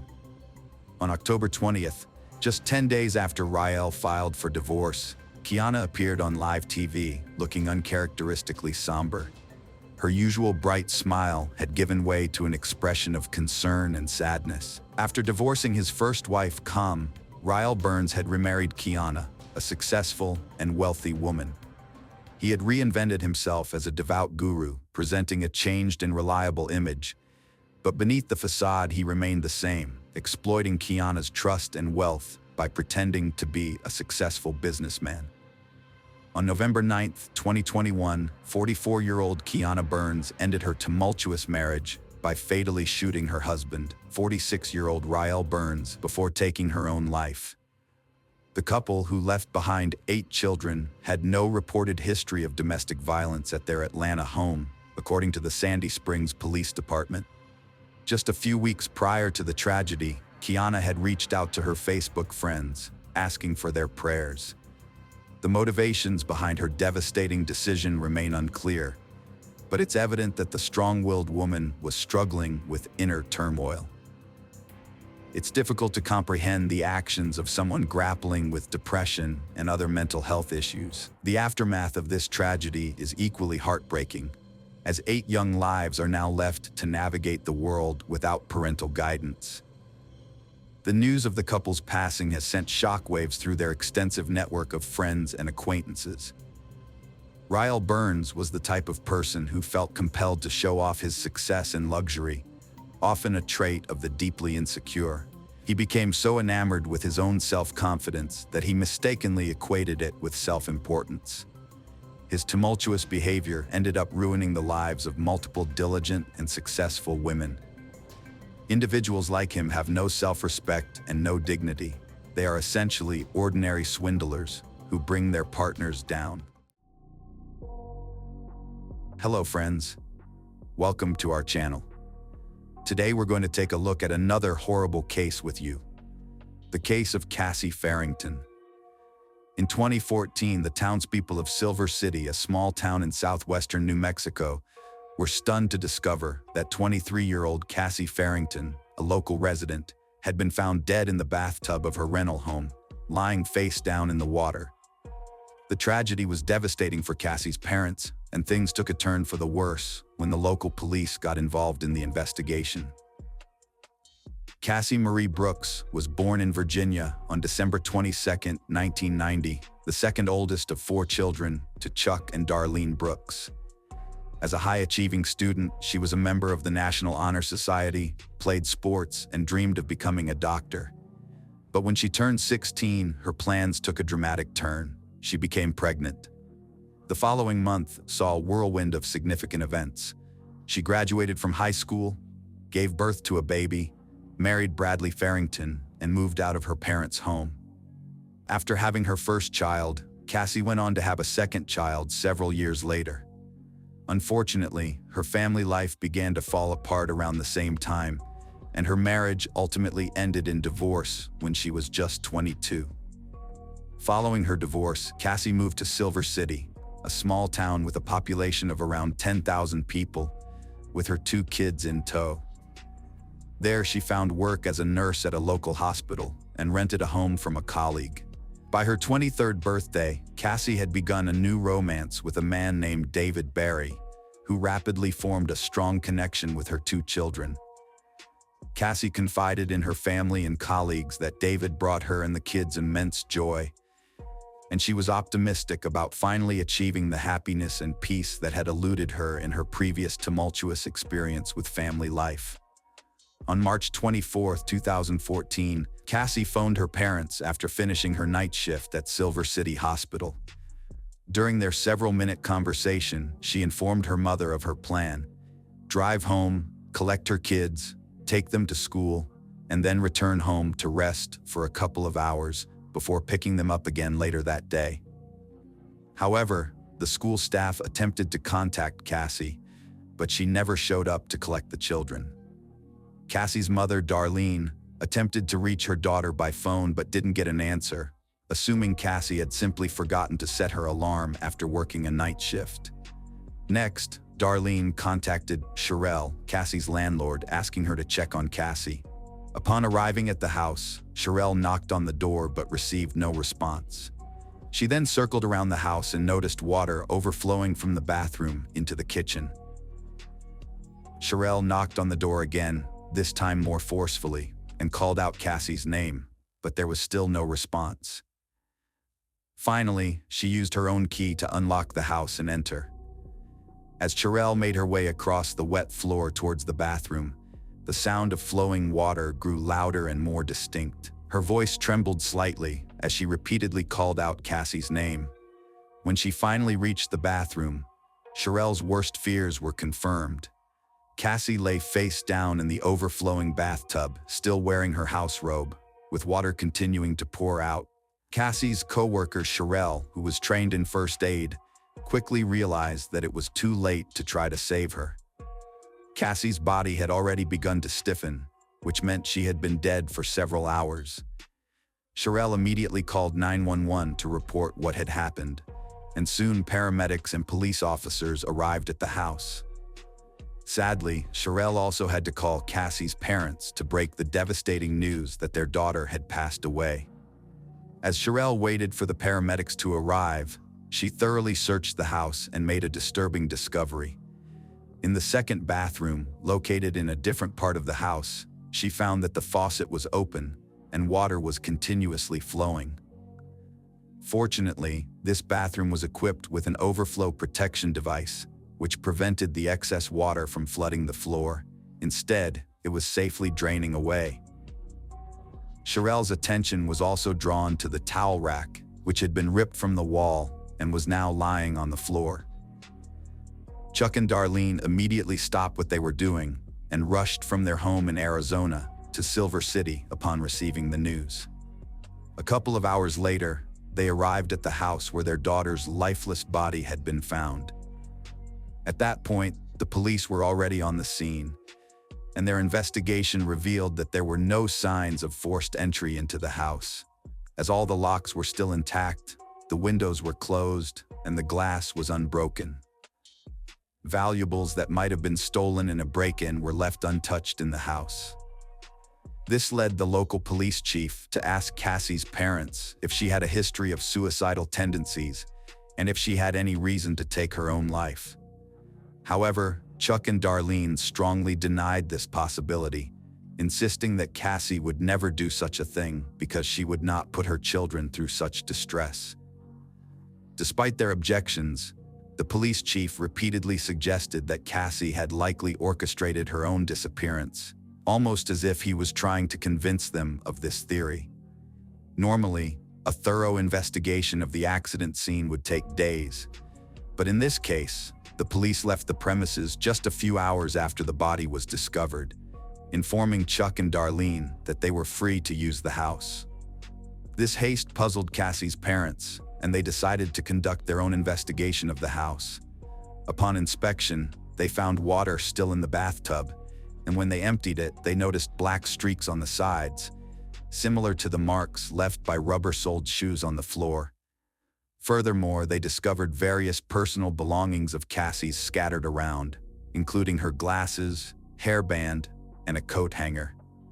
With all of these circumstances, Chuck and Darlene suspected that the authorities might be trying to hastily close their daughter's case as non-criminal, particularly since the police hadn't searched the house for fingerprints. It wasn't until they made a call to the DA's office that the police seemed to put in more effort, or at least gave the appearance of doing so. They likely would have preferred to close Cassie's case earlier, but the medical examiner's report made that impossible. The report revealed that Cassie's body had multiple bruises, including on her neck, and the forensic medical examiner's conclusion was that her death was a homicide, although the exact method was not specified. The scene of the crime was no longer helpful because the property owners had cleaned up and made minor renovations after the incident. As a result, the police had no new information to share with Cassie's parents over the months. The police investigated David Barry, the man Cassie had met before her death, but he was ruled out as a suspect due to his solid alibi. As time went on, Cassie's parents grew increasingly convinced that the local police were not doing enough. It wasn't until Chuck and Darlene met with the chief district attorney again and requested action be taken against Detective Jose Sanchez, who was in charge of the investigation into their daughter's death, that things started moving forward. After reviewing the case file, the district attorney agreed that Sanchez had made numerous errors. As a result, Sanchez was taken off the case, and a more seasoned detective was assigned to take over. The new detective immediately focused on the individual that Chuck and Darlene suspected was responsible for their daughter's death. From the beginning, Cassie's family and close friends were convinced that only one person had a motive to kill her: her ex-husband, Bradley Farrington. At the time of her death, Cassie and Bradley were in conflict and engaged in a bitter custody battle over their children. It was likely that the court would have ruled in favor of the children staying with their mother. It was clear to everyone that Bradley stood to gain the most from Cassie's death, as he would gain custody of the children and be relieved of his child support obligations. Many questions likely arise from this, such as why Bradley wasn't immediately considered a suspect and why he wasn't scrutinized from day one. To the average person, the answers to these questions are obvious. However, looking ahead, it's likely that officials at all levels will deny the obvious conclusions. In reality, Bradley's status as a Silver City police officer and his friendly relationships with the investigators who came to Cassie's house likely shielded him from suspicion. He left the police force just a few months before Cassie's death. In addition to having a motive, Bradley also had the necessary expertise. As a former policeman, he was familiar with police procedures and knew how to destroy evidence. The bathwater had removed any potential DNA samples from the body and erased the shoe prints on the floor. Therefore, there would have been no need for him to break down the front door, as Cassie would have opened it for him herself. Any evidence that might have linked Bradley Farrington to the crime scene was likely destroyed due to the local police's flawed investigation. The only remaining option to hold Bradley accountable was through eyewitness testimony. Cassie told her parents that Bradley regularly abused her and the kids. He even mocked her, saying she should try reporting him to the police. At the time, Bradley was a police officer in Silver City and believed he was above the law. It's hard to imagine how Cassie felt, knowing that the police, who were supposed to help her, were friends with her abusive husband. Cassie confided in her co-workers that Bradley had threatened to make her disappear, saying no one would ever find out. One day in Silver City, Cassie burst into an insurance office, extremely terrified. She reported to the staff that her husband had just tried to drive her car off the road. Tragically, Cassie was found dead on March 24, 2014. Fast forward 19 months, Bradley Farrington, 28, was arrested on October 23, 2015. When charged, he denied any involvement in Cassie's death, claiming he had no part in it. Because of the local police officer's misconduct, there was no physical evidence connecting Farrington to his ex-wife's death. As a result, the judge made the unusual decision to allow testimony from Cassie herself through her own words at the trial. During the trial, the prosecution presented numerous witnesses to the jury, including Cassie's parents, friends, and co-workers, all of whom she had confided in about the abuse she suffered at the hands of her police officer husband. Dr. Michael Hunter, San Francisco's leading forensic expert, testified at the trial, sharing his evaluation of the local expert's findings.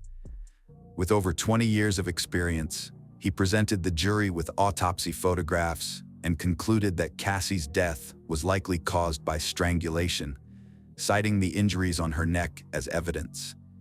In his opinion, the primary cause of her death was strangulation. One witness, former Detective Sanchez, who had retired from the police force, came to court only after the judge issued a warrant. Sanchez had originally handled the case and testified at trial that he never considered Bradley Farrington a possible suspect, as there was no reason to do so. He explained that no fingerprints were taken from the house, stating that the crime scene appeared too clean. He believed the scene had been cleaned after the crime was committed, which was why no fingerprints were collected. Following 4.5 hours of deliberation, the jury found Bradley Farrington guilty on September 7, 2018. He was sentenced to life imprisonment with the possibility of parole in 30 years. In 2020, Farrington appealed to the New Mexico Supreme Court, arguing that the trial court erred in allowing testimony from the victim's co-workers, friends, and family members, who recounted her statements about Farrington's threats and domestic violence. However, the state's highest court unanimously ruled that there was sufficient evidence to support Farrington's conviction and rejected his challenge to the hearsay testimony. Farrington is currently serving his sentence, while his 2 children are living with his parents, who are limiting their contact with the victim's parents. Welcome to our channel. Today we're going to take a look at another horrible case with you, the case of Paige Bergfeld. Paige Bergfeld was born in Atlanta, Georgia on April 27, 1973, to Frank and Suzanne Bergfeld. She had 1 sibling, Craig Bergfeld. Paige grew up in Atlanta before relocating to Colorado. In 1995, she married her high school crush, Howard Ron Beigler, who was also her first love. However, their marriage ended due to disagreements about having children. While Paige was ready to start a family, Howard was not interested. Following their divorce, Paige married Rob Dixon, an ambitious businessman, in 1998. Their intense 10-year marriage resulted in 3 children, Jess, Taft, and Cole. June 28, 2007, marked the last time Paige Bergfeld was seen by her loved ones. Earlier that day, Paige had spent part of the afternoon with her ex-husband, Howard Beigler, with whom she had recently rekindled their romance. After a picnic together, they went their separate ways. Around 9 p.m., Beigler called Paige to check in on her, and she assured him she was heading home and would text him once she arrived. However, that text never came. Beigler tried calling her again the next day, but her phone went straight to voicemail, indicating it was either turned off or out of reach. This raised his concerns, and on the 3rd day, he decided to visit her apartment. What he discovered was shocking. Paige's live-in nanny informed him that she had not returned home in 3 days. Beigler immediately alerted Paige's parents and the authorities, sparking a terrifying investigation that would unfold in the days to come. Paige Bergfeld's parents, Frank and Suzanne, were devastated when their beloved daughter went missing. The police suspected foul play in her disappearance, partly because of her parents. Frank described Paige as a devoted mother who would never leave her children. Paige would go to great lengths to care for her kids, even if it meant crawling with broken limbs. Her children were her top priority, and everyone close to her knew it. Paige's brother, Craig Bergfeld, a Seattle-based plastic surgeon specializing in facial reconstruction for kids, left his home to care for Paige's children in Grand Junction, Colorado. He and his wife Claire understood that Paige's primary concern was her kids' safety and well-being, and they made that their top priority too. Seeing that Paige was a devoted and caring mother, the police were convinced that she wouldn't have simply abandoned her children and left town. They believed something must be preventing Paige from being with her kids, and they launched an investigation to uncover the truth. Mesa County Sheriff Matt Hilke began looking into the case, following standard procedure when someone goes missing. Typically, the closest people to the missing person and the last ones to see them are the first to be investigated. So the police invited Howard Beigler for questioning. Beigler was the last person to see Paige before she vanished, raising the question of whether he could have been involved in her disappearance. In an interview, Paige's father confirmed that Ron Beigler was Paige's greatest love. Paige and Ron had shared a passionate romance since high school, and after reuniting over 10 years ago, her father was certain that Beigler would never harm his daughter. Paige Bergfeld's life took a surprising turn. After marrying Rob Dixon in 1998, she fell for his charming personality. However, her father described their pre-marriage relationship as whirlwind-like. Rob's wealth from a successful business initially impressed Paige, but his post-marriage behavior became reckless, marked by extravagant spending and poor investments, ultimately leading to financial ruin. Paige took steps to improve their financial situation by starting a small preschool dance program called Brain Dance. She also began selling kitchen appliances for a company called The Pampered Chef from their home. However, Rob's spending habits canceled out Paige's efforts, causing tension in their marriage. Frank Bergfeld described Rob's unpredictable personality. While Rob could be cheerful, friendly, and lively at times, he would often become mean, condescending, irritable, and short-tempered. Rob Dixon's importance in the police investigation grew after a new discovery. Prior to her divorce, Paige had reported a threat to the police in October 2004. In a 911 call, she said Rob had threatened to kill the kids if she didn't let them stay with him, but the situation was resolved by the time police arrived. A year after the first incident, Paige Bergfeld reported another disturbing altercation to 911. She and her husband Rob had a fight, during which he pushed her to the ground while she was holding their baby, and then punched her in the stomach. This time, the police arrested Rob, but he was released after completing an anger management course. The Mesa County Sheriff's Office questioned Rob Dixon about Paige's disappearance. Rob claimed to have been in Philadelphia on the day she went missing, which was supported by the fact that he had moved there after their divorce. Despite his history of violent behavior towards Paige, Rob had a solid alibi, having been 2,000 miles away from Grand Junction at the time of her disappearance. The police did not release details of their interview with Rob to the public. Paige's father, Frank Bergfeld, realized that even someone with a troubled personality like Rob couldn't have committed murder from such a distance. Although Rob was no longer a suspect, the Bergfeld family still had concerns about him. 3 months prior to her disappearance, Paige posted disturbing content about Rob on an online message board, where she shared that her children would often ask her if their father was going to kill her. In the post, she confided that she could imagine her kids wondering what life would be like if she were actually dead. With both of Paige's ex-husbands possessing solid alibis, the police were forced to broaden their suspect search. However, after investigating those close to Paige Bergfeld, the police were still unable to find a suspect, leaving them to ponder who could be responsible for her disappearance. Ultimately, this led to a stunning revelation about Paige Bergfeld herself. Paige Bergfeld was a devoted mother with a bubbly personality, loved by her family and friends. But behind her happy family scenes, she led a secret, double life. In addition to her public roles as a dance teacher and kitchen appliances vendor in Grand Junction, Paige had a hidden online persona. After her disappearance, her family discovered something suspicious on her laptop, which they reported to the police. The subsequent investigation revealed that Paige had a second, lucrative source of income as an expensive escort.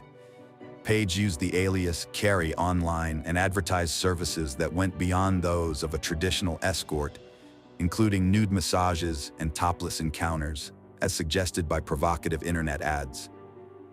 Paige's family, particularly her sister-in-law Carrie Bergfeld, were shocked to discover her secret life after her disappearance. Although her family was surprised to learn that Paige worked as an escort, they seemed to understand her reasons for doing so.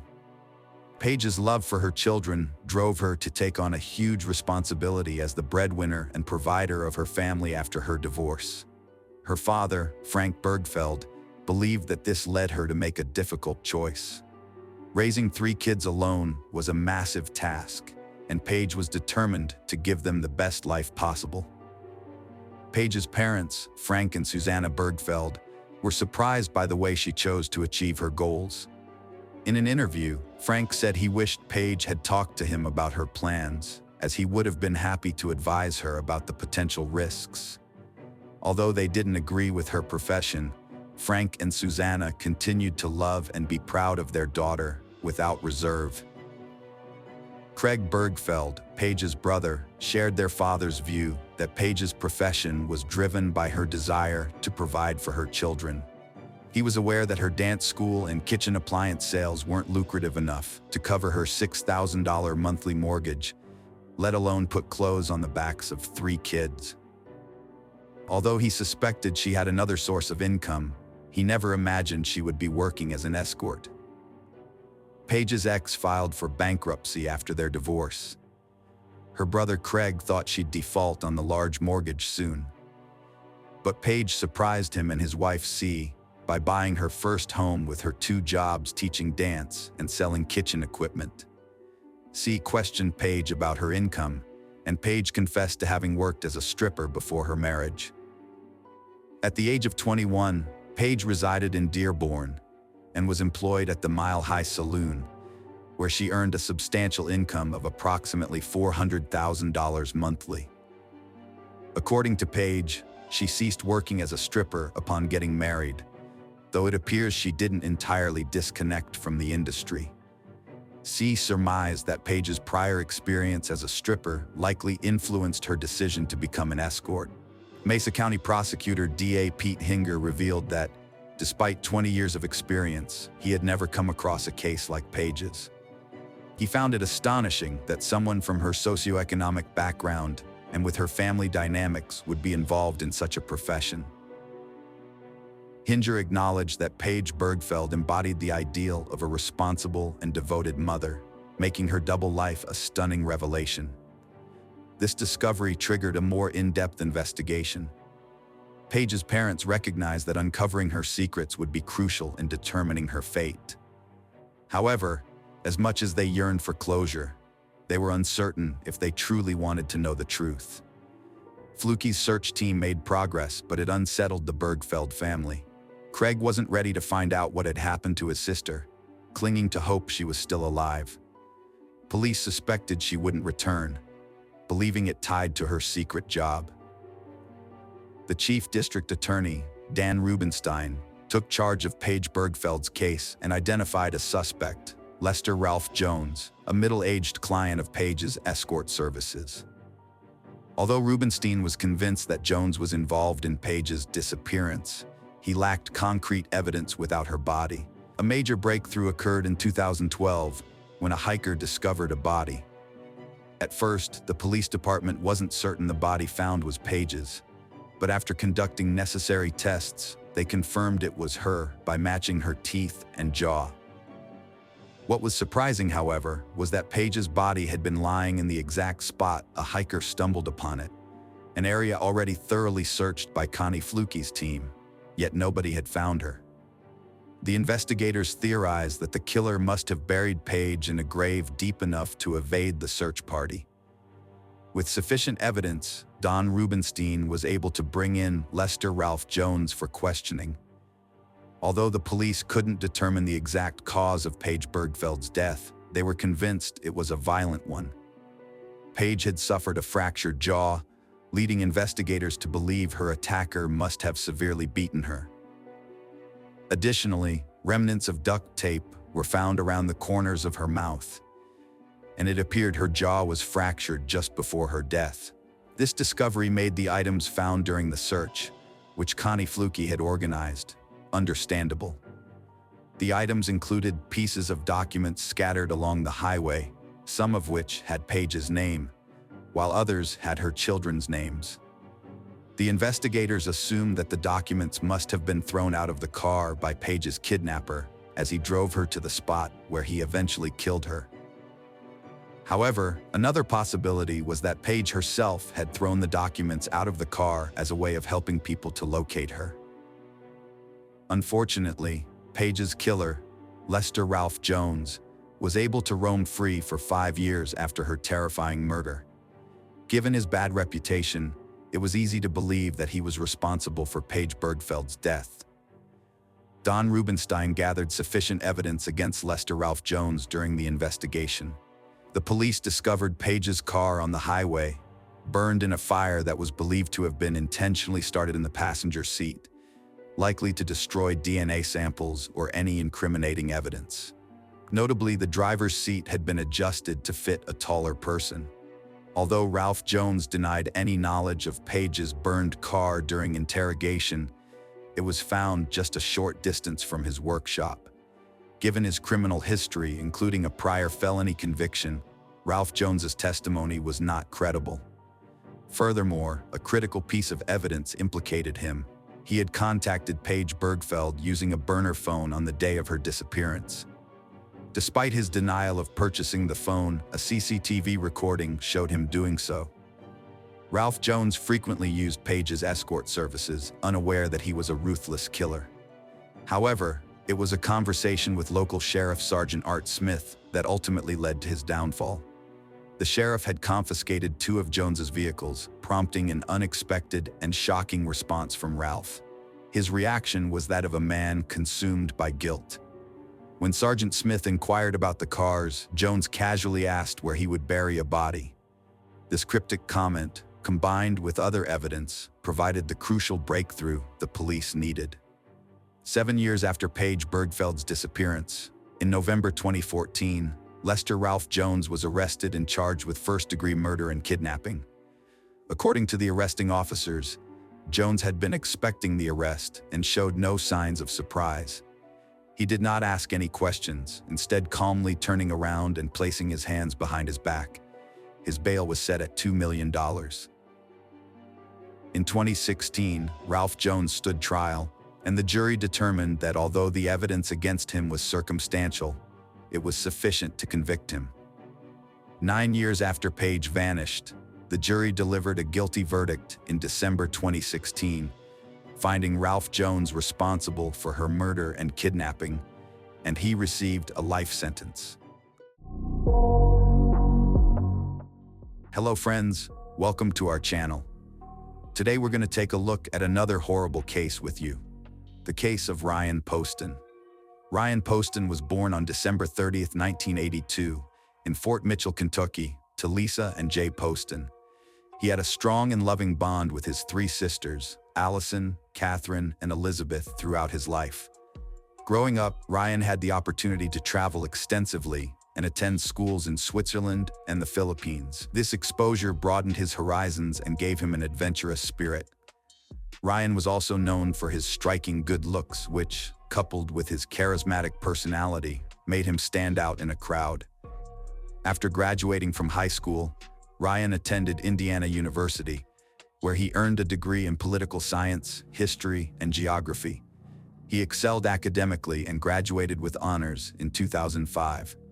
Following in the footsteps of his family members, Ryan pursued a career in law.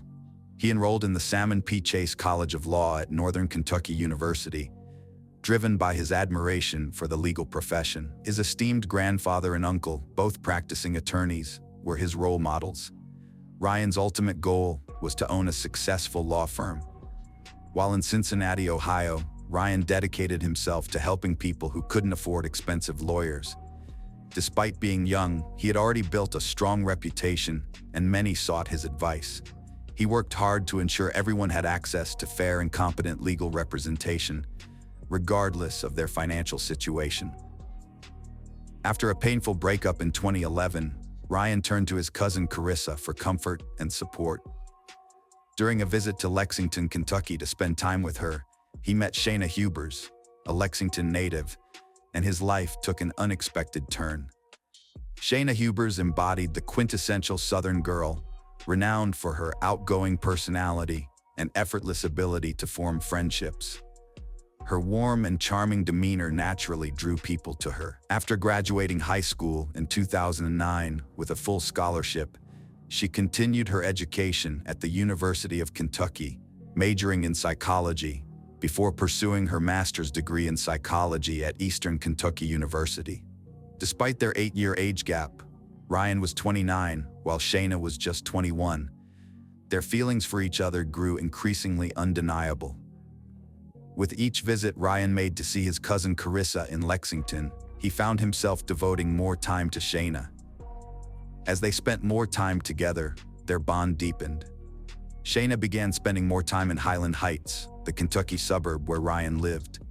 Every weekend, she would pack a bag and visit Ryan's home, dedicating herself to taking care of him, cooking his meals and cleaning his living space. As time went on, Ryan and Shayna's relationship grew stronger, and he took her to meet his parents. She was over the moon with excitement, telling her friends all about Ryan and even saying she wanted to become Mrs. Ryan Poston. But their promising future came to a tragic end on October 12, 2012. In a panicked call to the police, Shayna admitted to fatally shooting her boyfriend, Ryan. The details she shared revealed a devastating scene of domestic violence that had spun out of control. According to Shayna, Ryan had tried to physically abuse her, dragging her out of the house when she attempted to gather her belongings. She told the 911 dispatcher that Ryan had confronted her with a gun, leading to a physical fight. In the heat of the moment, Shayna managed to grab the gun, but she was intimidated by Ryan's size. In a state of panic, she pulled the trigger, ultimately shooting Ryan. Shayna admitted that she believed Ryan's death was inevitable, so she claimed she wanted to end his suffering. She told the 911 dispatcher that Ryan was in distress, making unusual sounds, which motivated her to shoot him several more times. Afterwards, she revealed that she left the gun on a bookshelf. Minutes after Shayna called 911 to report that she had shot her boyfriend, officers were sent to the scene. When they arrived, they told Shayna to come out of the apartment with her hands up. At first, she was hesitant, but she eventually followed their orders. As she walked out, they told her to lie face down on the ground. It was clear that Shayna was very upset as she complied with their instructions. After the officers handcuffed Shayna and put her in the back of their patrol car, they entered the apartment and found Ryan Poston's body on the dining room floor, covered in blood. Crime scene investigators arrived and examined Ryan's condo, which looked a bit messy, but nothing out of the ordinary for a 29-year-old man. They found that Ryan had a concealed carry permit and owned weapons, including the Sig Sauer semi-automatic gun that Shayna used to shoot him. Based on the evidence they gathered, the investigators concluded that Ryan was sitting at the table when Shayna opened fire. They knew this because of the blood found on the table. However, the fact that several items on the dining room table were not disturbed raised doubts about Shayna's story. If there had been a fight, the items would have been disturbed. The crime scene investigators thoroughly searched Ryan's apartment, gathering every detail. At the same time, police officers questioned Ryan's neighbors to see if they had any information that could help the case. One of Ryan's neighbors, a woman named Nikki, spoke to the detective and provided some useful insights. Nikki knew Shayna well and thought that Shayna was more committed to Ryan than he was to her. According to Nikki, the couple often had loud, angry arguments that disturbed the neighborhood. Nikki remembered a specific incident several months ago when Shayna came to her door in tears, saying she was afraid of Ryan. Shayna had told Nikki that she and Ryan had a violent fight, during which he lifted her up and threw her down the hallway, causing her injuries. Nikki believed Shayna and encouraged her to report the abuse to the police, but Shayna decided not to take legal action. At the police station, detectives took Shayna to an interrogation room to question her about the shooting of her boyfriend, Ryan. Before starting the interview, the officers read Shayna her Miranda rights, reminding her that she had the right to have an attorney present. Shayna chose to exercise this right and asked for a lawyer to be present. While waiting in the interrogation room, Shayna filled out some paperwork under the supervision of a detective. Despite having asked for a lawyer, Shayna still chatted with the detective. When asked who the victim was, Shayna calmly replied that it was the man she had killed. This response showed a clear lack of emotion, as it was obvious she knew the victim was Ryan, her long-term boyfriend. Shayna remained in the interrogation room with the detectives, maintaining that she had acted in self-defense. She recounted the events of the previous night, describing how Ryan had allegedly grabbed her by the throat and violently thrown her around the apartment. At some point during the investigation, the detective temporarily left the room, replaced by another officer. Shayna began to reveal more details about her encounter with Ryan to this new officer. She alleged that Ryan had been extremely aggressive prior to the shooting, hurling insults at her, calling her crazy, and taunting her while brandishing a gun. Shayna believed that Ryan's behavior that night was fueled by drug use, which contributed to his violent outbursts. Throughout the interview, Shayna consistently stuck to her version of the events that culminated in the shooting. She claimed that Ryan was sitting at the dining room table, handling ammunition for his Sig Sauer pistol, when she noticed him staring aggressively at her from across the table. At that moment, she became aware of his intentions and realized he was trying to evict her from his condo. Shayna confessed to picking up the gun and firing it in the midst of the chaos, hitting Ryan with a single bullet. Shayna continued to describe the incident, claiming that after shooting Ryan once, she saw him twitching. Believing it was necessary to end his suffering, she fired multiple shots, ultimately killing him. In her confession, Shayna told the detective that Ryan was vain and had mentioned wanting a nose job, so she decided to grant him his wish. She deliberately aimed her gun at his face and pulled the trigger, essentially giving him the rhinoplasty he had requested. During the intense interrogation, Shayna expressed deep concerns about the impact of the incident on her academic performance and her future romantic relationships. She confided in the detective that having a dead boyfriend would make it difficult for her to find someone to marry, especially if they discovered she had killed him in self-defense. Despite her statement, the detective arrested and charged her with Ryan's murder. Shayna seemed genuinely surprised by her arrest, maintaining that she had acted in self-defense. In 2015, Shayna's trial began, and the courtroom was filled with anticipation. The prosecutor compared Shayna to Jodi Arias, who had also been charged with murdering her boyfriend, Travis Alexander, emphasizing the striking similarities between the two cases. This heightened the tension in the courtroom as everyone awaited the outcome. The prosecutor argued that Shayna was fixated on her ex-boyfriend, Ryan. According to the prosecution, Ryan dominated Shayna's thoughts, and she constantly discussed him.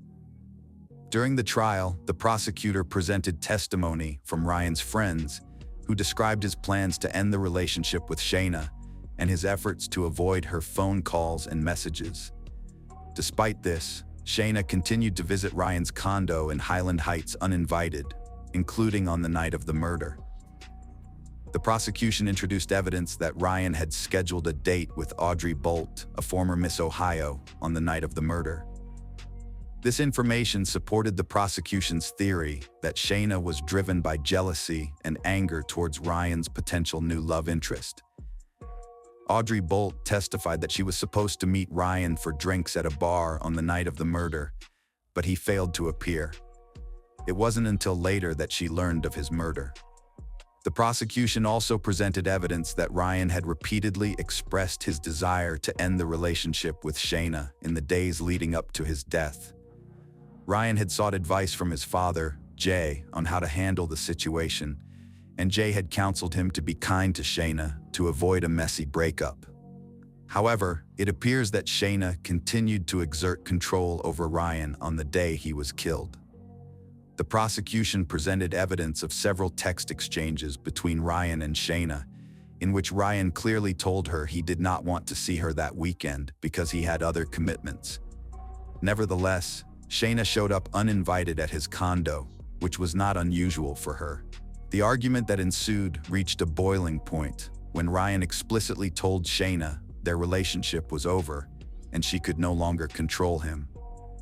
Prosecutors argued that this statement enraged Shayna, prompting her to pick up a gun and fatally shoot Ryan. During Shayna's trial for murdering Ryan, the prosecution showed a video of her being questioned by the police to suggest she was a cold-blooded killer. In the video, Shayna's calm behavior and responses seemed to back up the idea that she had intentionally taken Ryan's life. The footage showed her dancing and singing along to music, which seemed unusual for someone who had just killed their loved one in self-defense. Normally, people in such a situation would be distraught and crying due to the loss of life and the weight of their actions. The prosecution's goal in showing the video was to make Shayna appear detached and unemotional, implying that her actions were not those of someone who had acted in self-defense. They claimed that her lack of tears and carefree behavior proved her guilt. However, this interpretation was open to debate and up to the jury to decide. In the end, the video was a key piece of evidence in the prosecution's case against Shayna, but it was just one part of the evidence presented during the trial. Shayna's defense team stuck to a clear storyline throughout her trial, arguing that Ryan was the aggressive and violent one on the night of the incident, leading Shayna to shoot him. To back up this claim, they built a picture of Ryan's mental state, suggesting that a mix of drugs he was taking, including anti-anxiety medications and amphetamines, contributed significantly to his behavior. The defense team presented the jury with autopsy results showing the presence of these drugs in Ryan's system, strengthening their argument that the drugs influenced his actions. An expert toxicologist testified for Shayna, stating that a combination of drugs like anti-anxiety medications and amphetamines could cause someone to become violent and paranoid. This testimony aimed to provide a reasonable explanation for Shayna's actions, implying that she may not have intended to harm Ryan. During Shayna's trial in April 2015, the prosecution grew increasingly worried that she might be acquitted due to being a smart, young, and attractive woman, and that her self-defense claim might persuade the jury. However, on April 23rd, the jury delivered a guilty verdict, convicting Shayna of murdering her boyfriend, Ryan Poston. At the August 2015 sentencing hearing, Shayna persisted in shifting the blame for Ryan's death onto him, which infuriated his friends and family. Despite the overwhelming evidence presented during the trial, Shayna stuck to her claim of innocence and refused to acknowledge her role in the events. Under Kentucky law, a defendant who is deemed a victim of domestic violence can be eligible for early parole after serving just 20% of their sentence. However, the judge in this case ruled that Shayna did not meet the criteria, characterizing her crime as a premeditated murder. As a result, the judge handed down a 40-year prison sentence, making Shayna eligible for parole in 17 years, when she will be 41 years old in 2032. Shayna Hubers was sentenced, but she appealed for a new trial, which was granted by a judge in August 2016.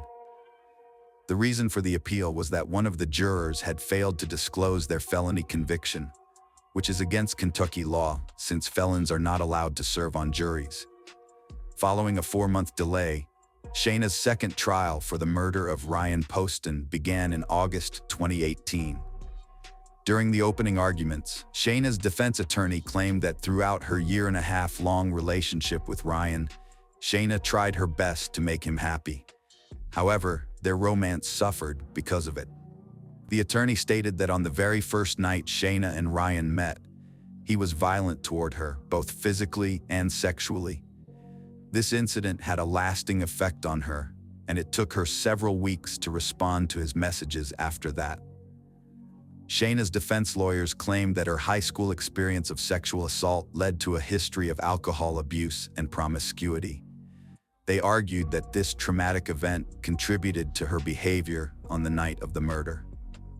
The defense team aimed to create a sympathetic image of Shayna, highlighting her troubled past and arguing that she was not responsible for her actions on the night of the murder. They sought to challenge the prosecution's narrative, suggesting that her behavior was the result of a combination of factors, including a history of abuse and a toxic relationship with Ryan. The defense portrayed Shayna as a victim of domestic violence at Ryan's hands, rather than as a cold-blooded murderer. They claimed that her actions were driven not by a desire for revenge or financial gain, but by years of abuse by her former partner. According to the defense, Ryan constantly criticized Shayna about her weight and chest size, pressuring her to enlarge her breasts. This constant pressure contributed to her low self-esteem and feelings of inadequacy, the defense argued. The defense claimed that Ryan and Shayna's sexual relationship was troubled, marked by frequent disagreements and frustration from both parties. According to the defense, Ryan yearned for a more romantic and intimate connection, but this desire was not fulfilled, leading to a growing rift between them. To support this claim, the defense presented evidence that Shayna had sought an injection to improve her romantic life, which was meant to address the couple's sexual difficulties and strengthen their bond. However, the defense argued that Ryan's consistent rejection and disinterest worsened the strain on their relationship, causing Shayna to become increasingly frustrated and isolated.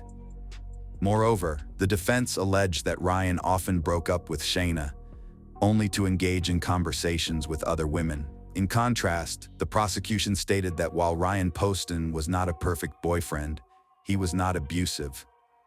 They argued that Shayna did not act in self-defense when she fatally shot Ryan, but rather because he had ended their relationship that night.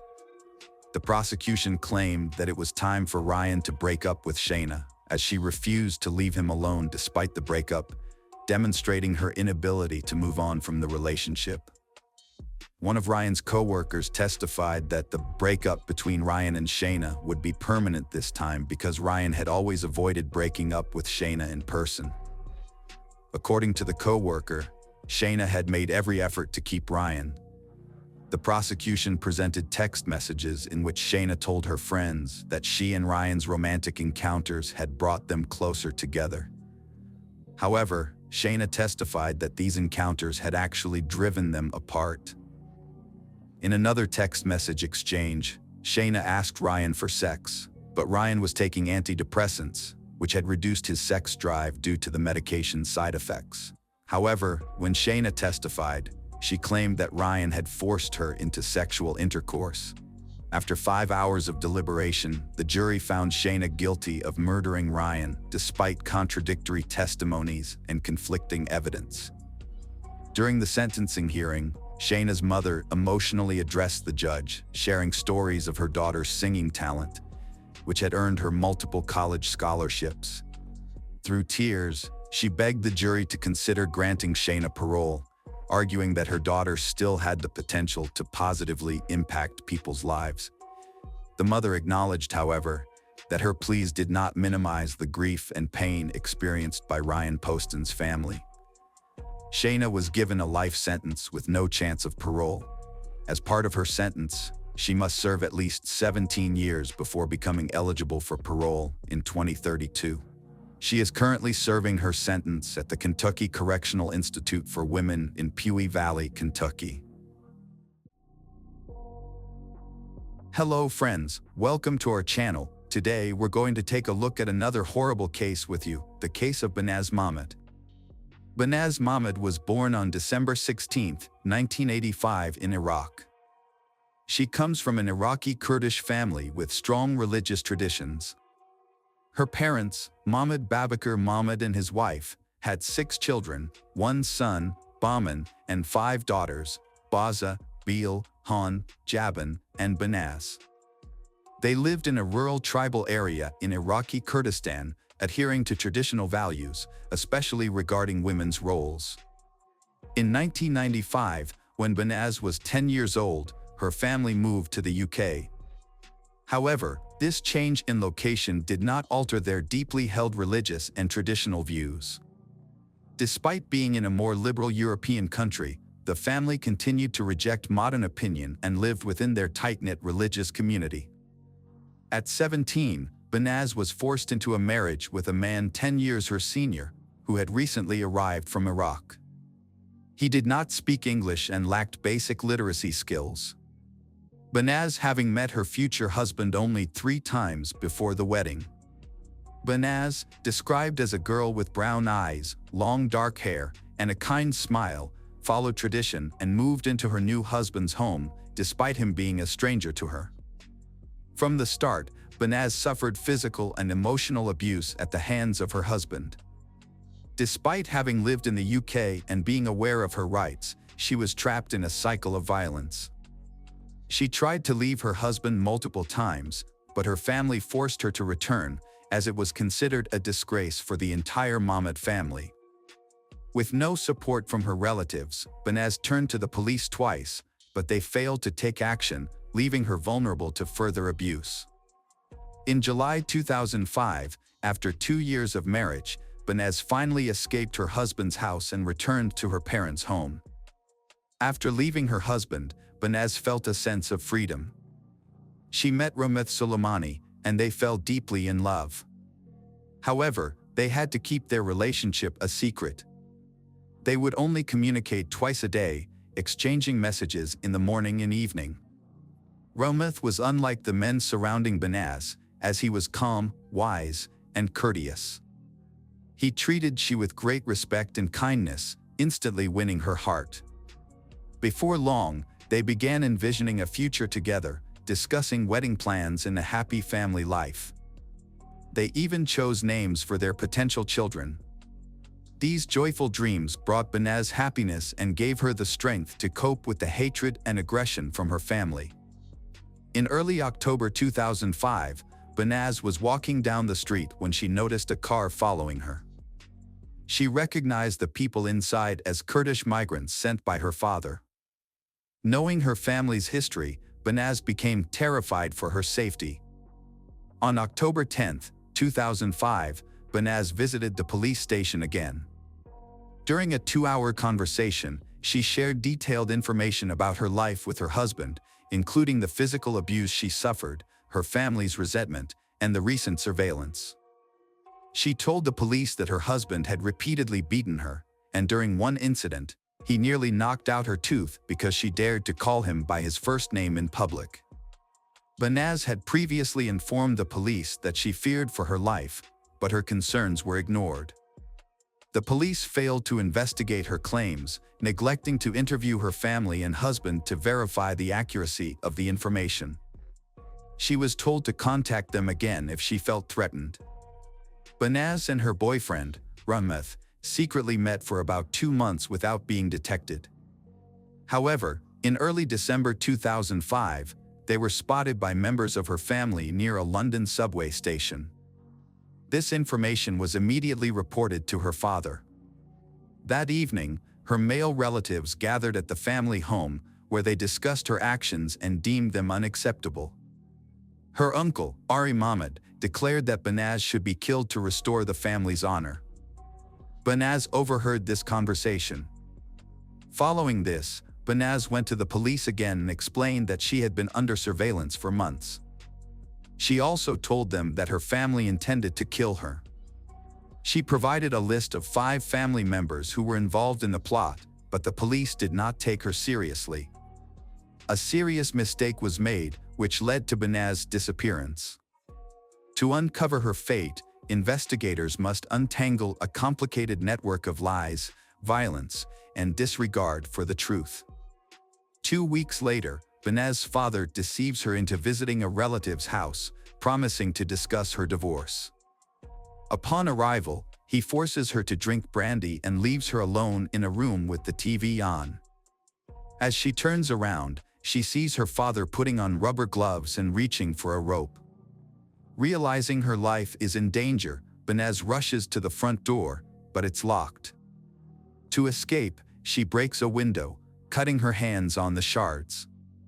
Banaz manages to reach a nearby cafe, where she collapses.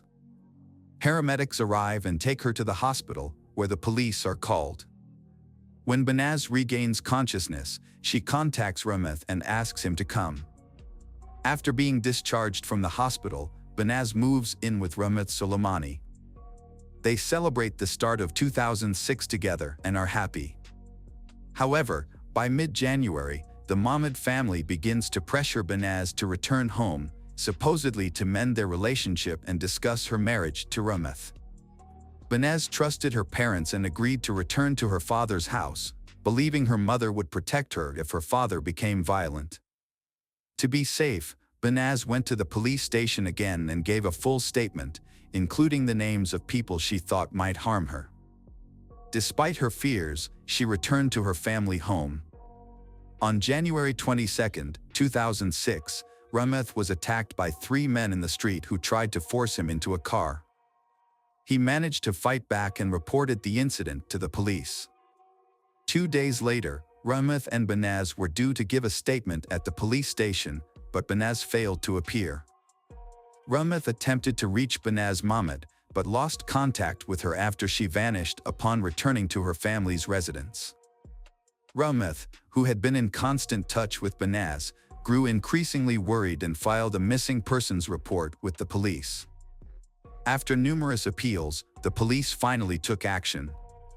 The disappearance of Banaz Mahmoud sparked an investigation led by the Homicide and Serious Crime Directorate, with Chief Inspector Caroline Good at the helm.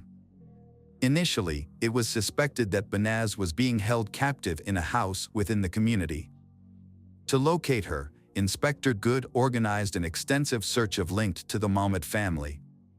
Banaz's father, uncle, and ex-husband were brought in for questioning as suspects.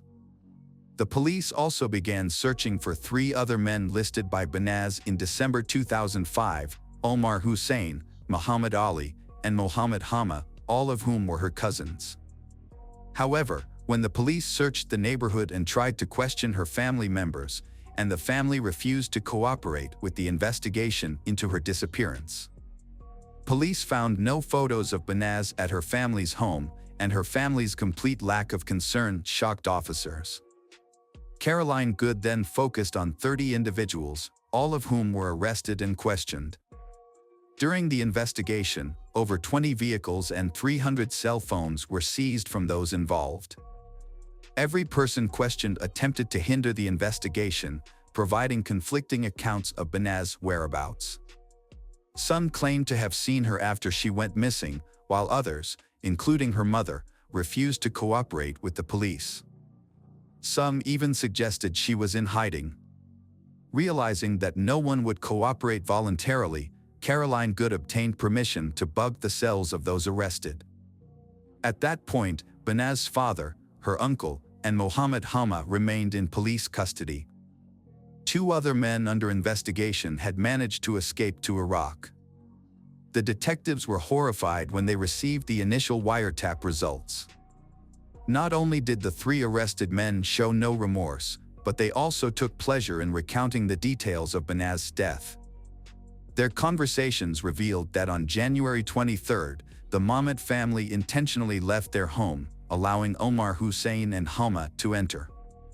Once inside, they attacked Banaz, subjecting her to a 2-hour ordeal of beatings and violence. As the torture came to an end, Hama wrapped a cord around Banaz's neck and strangled her. When recalling the final moments of Banaz's life, Hama couldn't contain his laughter.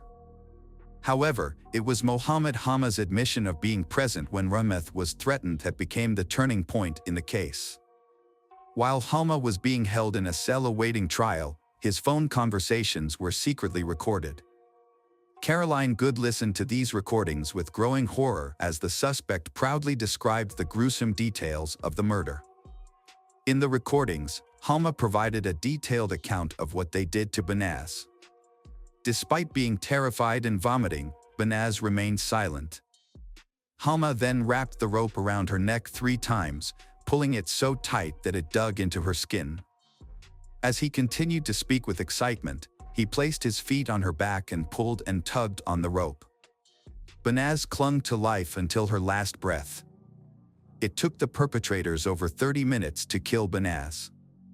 The brutality of the crime was too much for Caroline Good and the detectives, and they couldn't hold back their tears. Banaz's cousin, Dana Amin, 30, was present in the house and helped the perpetrator put Banaz's body in a suitcase. Muhammad Ali then dragged the suitcase out of the house to a waiting car nearby. Hama revealed that a police car drove by, but the officers didn't notice the suitcase, which had hair and an elbow protruding from it. The very people meant to protect Banaz were involved in plotting her murder. They strangled her with a shoelace, stuffed her body into a suitcase, and took it outside of London. Snippets of conversation mentioned a derelict house with a garden in Birmingham. Caroline Good used the information gathered and matched it with the movement data from the arrested suspects' phones to identify the search area. Due to the vastness of the area, the search could have taken a long time. During a conversation with the suspects, one of them suddenly turned to the other and asked if they had put the freezer back where it originally was. This sparked an idea for Caroline Good, now knew what to look for. A police helicopter was deployed to scan the area and spotted a house with a backyard filled with trash, including a white oblong object resembling a freezer that stood out among the black garbage bags. Upon closer inspection of the suspicious house, the officers' suspicions were confirmed. The police officers began digging, but as the hole reached shoulder depth, they were on the verge of giving up, all except Caroline Good. She recalled the words of Mohammed Hama, who had boasted to relatives that he had buried the victim so deep that she would only be found with the help of an informant. Caroline Good convinced the team to extend the search for another day. On the evening of April 28, 2006, their persistence paid off, and the suitcase was finally found. Unfortunately, Banaz's remains were in extremely poor condition, making it necessary to rely on dental records and DNA samples for identification. Her body was discovered folded into a fetal position, hidden in a suitcase and buried beneath a freezer in the garden of a Birmingham house. On May 1, 2006, the suspects were formally charged with the crime. However, they displayed no remorse, convinced that their actions were justified. Mohammed Hama even claimed that the case would not go to trial, as he believed he was simply carrying out an act of retaliation. Meanwhile, Caroline Good faced renewed opposition from the Kurdish diaspora community. Following the discovery of Banaz's remains, numerous individuals came forward to provide alibis for the suspects, claiming that they were in public on the day of the alleged and therefore could not have committed the crime. Approximately 50 individuals were involved or connected to Banaz's death in various capacities. Reflecting on the events, Caroline Good recalled feeling intense anger, disgust, and contempt for the men involved. She noted that 50 men had participated in the murder of one woman, and they took pride in their actions, which they saw as a demonstration of their masculinity. In March 2007, the trial against Mahmoud Babakar Mahmoud, Ari Mahmoud, and Mohammed Hamad began at London Central Criminal Court. Prosecutor Victor Temple described the crime as a cold-blooded and heartless execution that was orchestrated by the victim's father and uncle.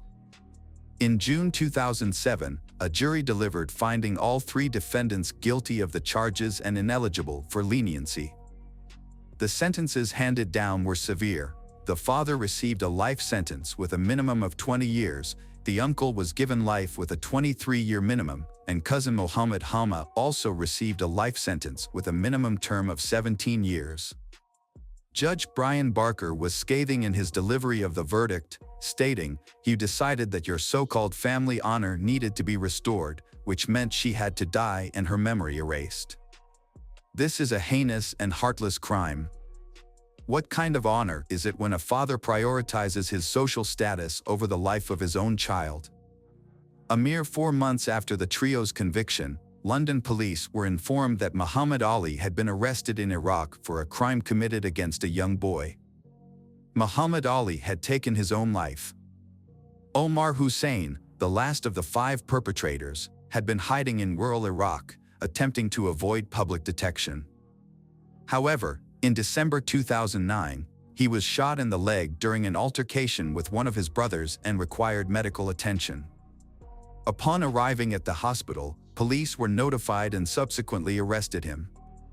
Initially, Omar Hussein denied being in London in 2005, thereby claiming innocence in Banaz's death.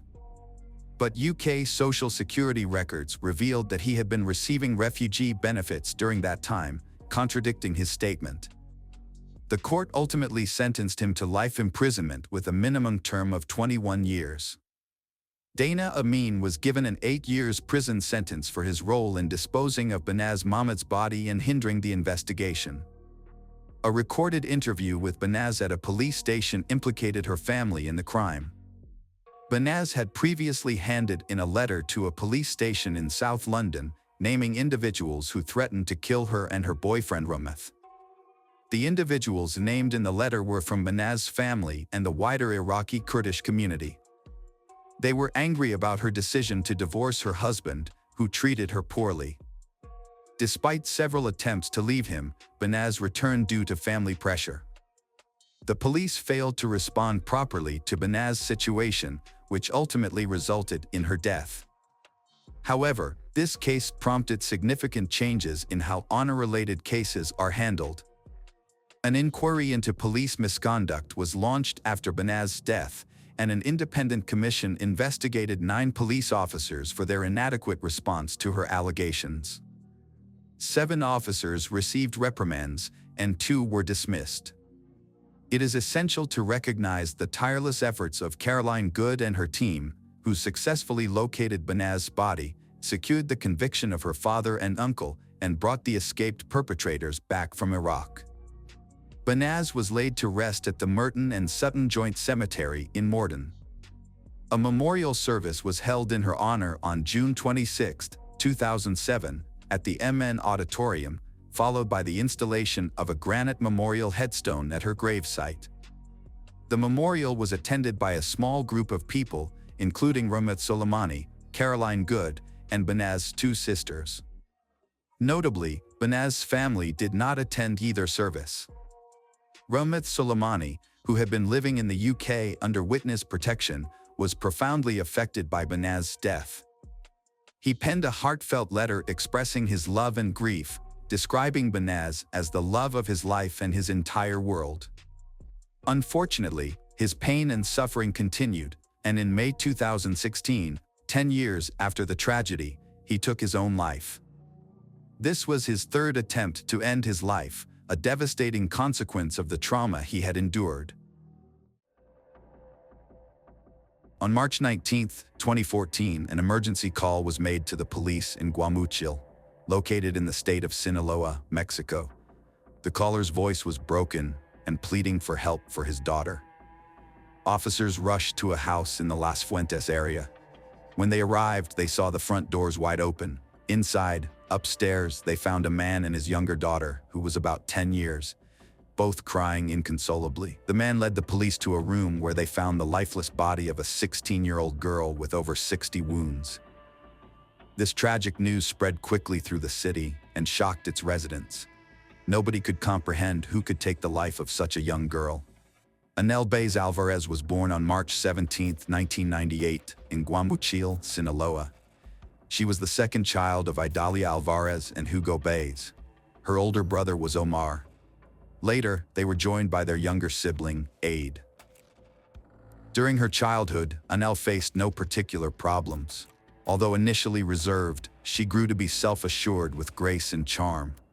Her father worked as a tailor, and the family enjoyed prosperity and closeness. However, this happiness ended when Anel's mother was diagnosed with cancer in the early 2010s. The children had to mature quickly to care for her. Following a tough battle with illness, Idalia passed away in 2012. The family was devastated but did not waver. They supported each other through grief and tried to make life as comfortable as possible. The tragedy brought Anel closer to her sister. They shared everything, both sadness and difficulties, together. Despite these challenges, Anel remained cheerful and friendly with a passion for dancing and music. As she transitioned to high school, she emerged as an ideal daughter, managing household chores, looking after her younger sister, and maintaining good grades. One of her favorite activities was cooking for her family. Her desserts were especially popular. Anel also overcame shyness and became one of the most well-liked girls in school. She even formed a musical group where she took on the role of a singer, developing a fondness for the ballad Amor Eterno. Around the same time, Anel met someone who would become her best friend, at least for a while. Her name was Andy Elizabeth Gutierrez. They became an inseparable duo, drawing admiration from everyone around and being considered the most popular girls in school. They their bond through social media posts. On October 14, 2012, Anel uploaded a photo with Andy expressing her joy about their friendship. She expressed gratitude to God for the opportunity to be close to her, and even wrote that Andi had become not just a friend, but a sister to her. For a while, everything was wonderful, but over time, things changed. Despite being the same age, their personalities turned out to be completely different. Anel was a sweet girl who loved love songs and spending time with her family. Meanwhile, Andi lived in an unstable environment and became increasingly involved in what was known as narco culture. This urban community was also known in Mexico as buchona. Andi was consistently present at events featuring musicians of this kind, such as the concert of the band Caliber 50 during the closing of the carnival celebrations in Guamachil in 2014. The girl also held very clear political stances. On one occasion, she shared on her social media that she participated in a march supporting Joaquin El Chapo Guzman Loera. On her social media page, she wrote, "March for the liberation of El Chapo. We must join this great cause," which was accompanied by a photo. Unlike her friend, Anel typically didn't express her ideology on social media and didn't share the views supported by Andi. As a result, the distance between them grew larger. In 2014, both entered Guamachil High School at the Autonomous University of Sinaloa, but hardly communicated with each other.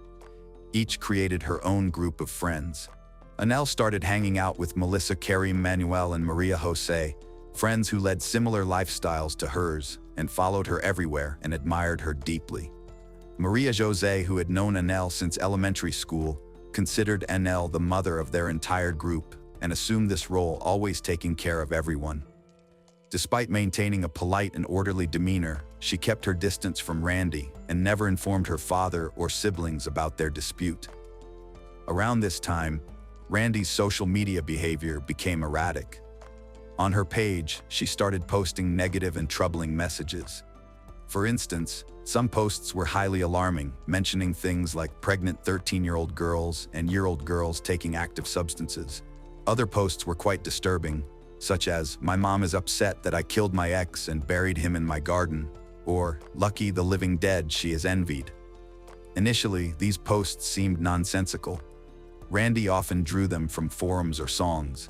However, over time, her messages began to take on a more threatening tone. On February 5, 2014, she wrote, "I'm going to bury you by the end of this year." Then, on February 23rd of the same month, she posted, "I may seem very calm, but in my head I've killed you at least 3 times. And in the end, my mind is filled with new ideas every day." A few days later, Randy wrote, "Thank God no one hears my thoughts and everything will definitely happen tomorrow." The unsettling messages continued to appear with increasing frequency. On March 3rd, she posted, "Maybe not now and not tomorrow, but soon. I assure you I won't tell her anything then, but know that I have already mentally destroyed you." The last post was dated March 16th. She wrote, "This seriously drives me to despair." No one within her social circle knew who the threats were aimed at.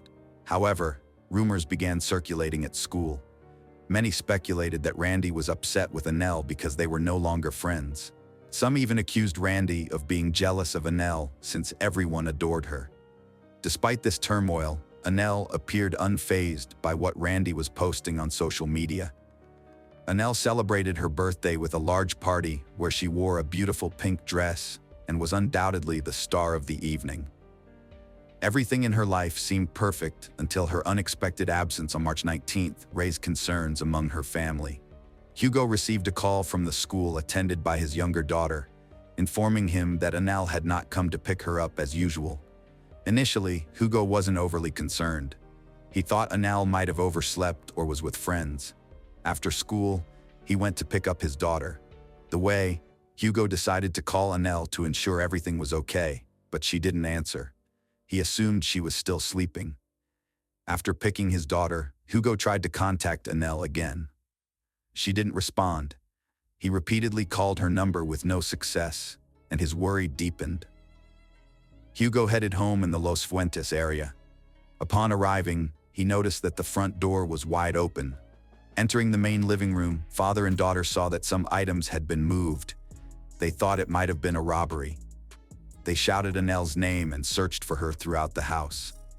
she did not respond and couldn't be found anywhere. Finally, Hugo reached her room. He tried to open the door, but it was locked, raising his concern further. He knocked several times without getting a response from Anel. Hugo then broke down the door. What he saw took his breath away.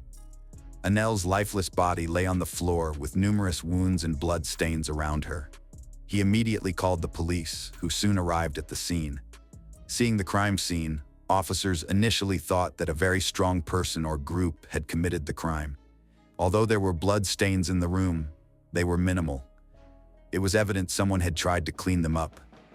Later during the autopsy, the forensic expert determined that Anel had sustained 65 stab wounds in total.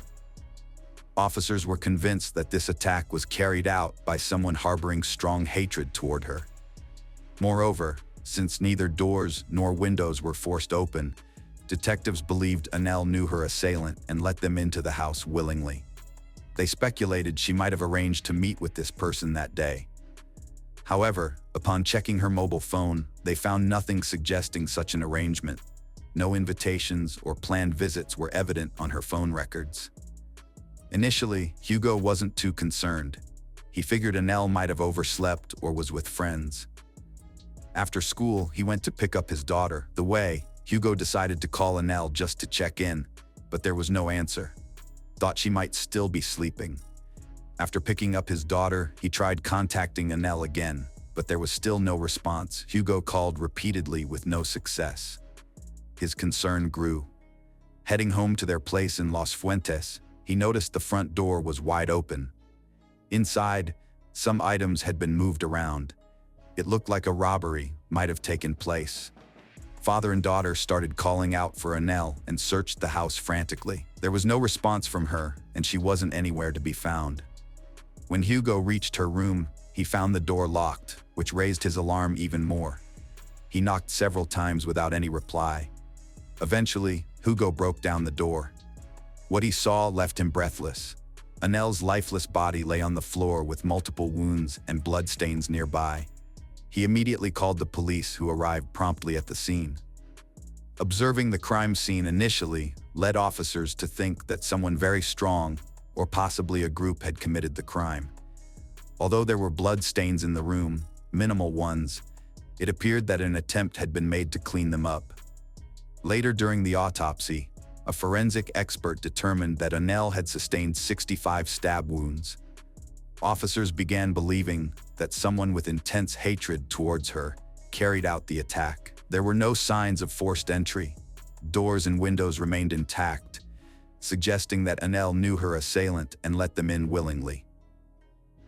They even speculated whether she had arranged to meet someone that day. However, upon checking her mobile phone records, they found nothing indicating an invite to anyone to her home that day. It appeared to be a random encounter since there were no surveillance cameras in the vicinity. Officers decided to interview the neighbors. A few of them reported seeing a slender girl with black hair leaving the house. These statements helped narrow down the pool of suspects, and investigators were no longer looking for a man or a group of people. Following this, officers began questioning Anel's close circle. All relatives had solid alibis, asserting that the girl had no enemies, was very friendly, and they couldn't imagine anyone wishing her harm. However, detectives took an interest in a post on Randy's social media in which she expressed shock at Anel's death. Some people conveyed their condolences, but others started pointing fingers at Randy as the murderer. They flooded the post with comments accusing her and claiming she was guilty of the crime. Randy deleted her account, but it was already too late. Police called several of Anel's friends to ask about the connection between the two girls. All of them mentioned that they had grown apart, and it was evident that Randy envied Anel because she was more popular. After these interviews, detectives visited Randy's social media profiles and found numerous threatening posts she had written a few months earlier. But that wasn't all. Just hours after Anel's death, Randy wrote, "I'm a fool. Oh my God, what have I done?" Although these posts lacked context, everything pointed to Randy as the primary suspect in the crime. This information was kept confidential because officers feared she might flee before they could apprehend her. The agents patiently waited for the right moment. The case drew so much attention that hundreds of people gathered at a well-known funeral home in Guayaquil to bid farewell to Anel. Friends, relatives, teachers, and classmates cried and embraced each other, unable to believe such a young girl had left life behind. Despite the large crowd, two people stood out with their presence. As soon as the girls entered the room, they began chatting and eating ice cream. A few minutes later, Andy suggested watching a movie. She then mentioned she was going to the bathroom, asked them not to pause the movie. However, instead of going to the bathroom, Andy went downstairs to the kitchen. She picked up a sharp knife and returned to the room, concealing it under her clothes. She noticed that Nell was lying on the bed with her back to the door. Seizing this opportunity, Andy took out the knife and started attacking her. Nell attempted to defend herself by scratching, pushing, and punching, but couldn't overpower Andy. Nell lost too much blood and eventually fell lifeless to the floor, becoming a victim of a heinous crime.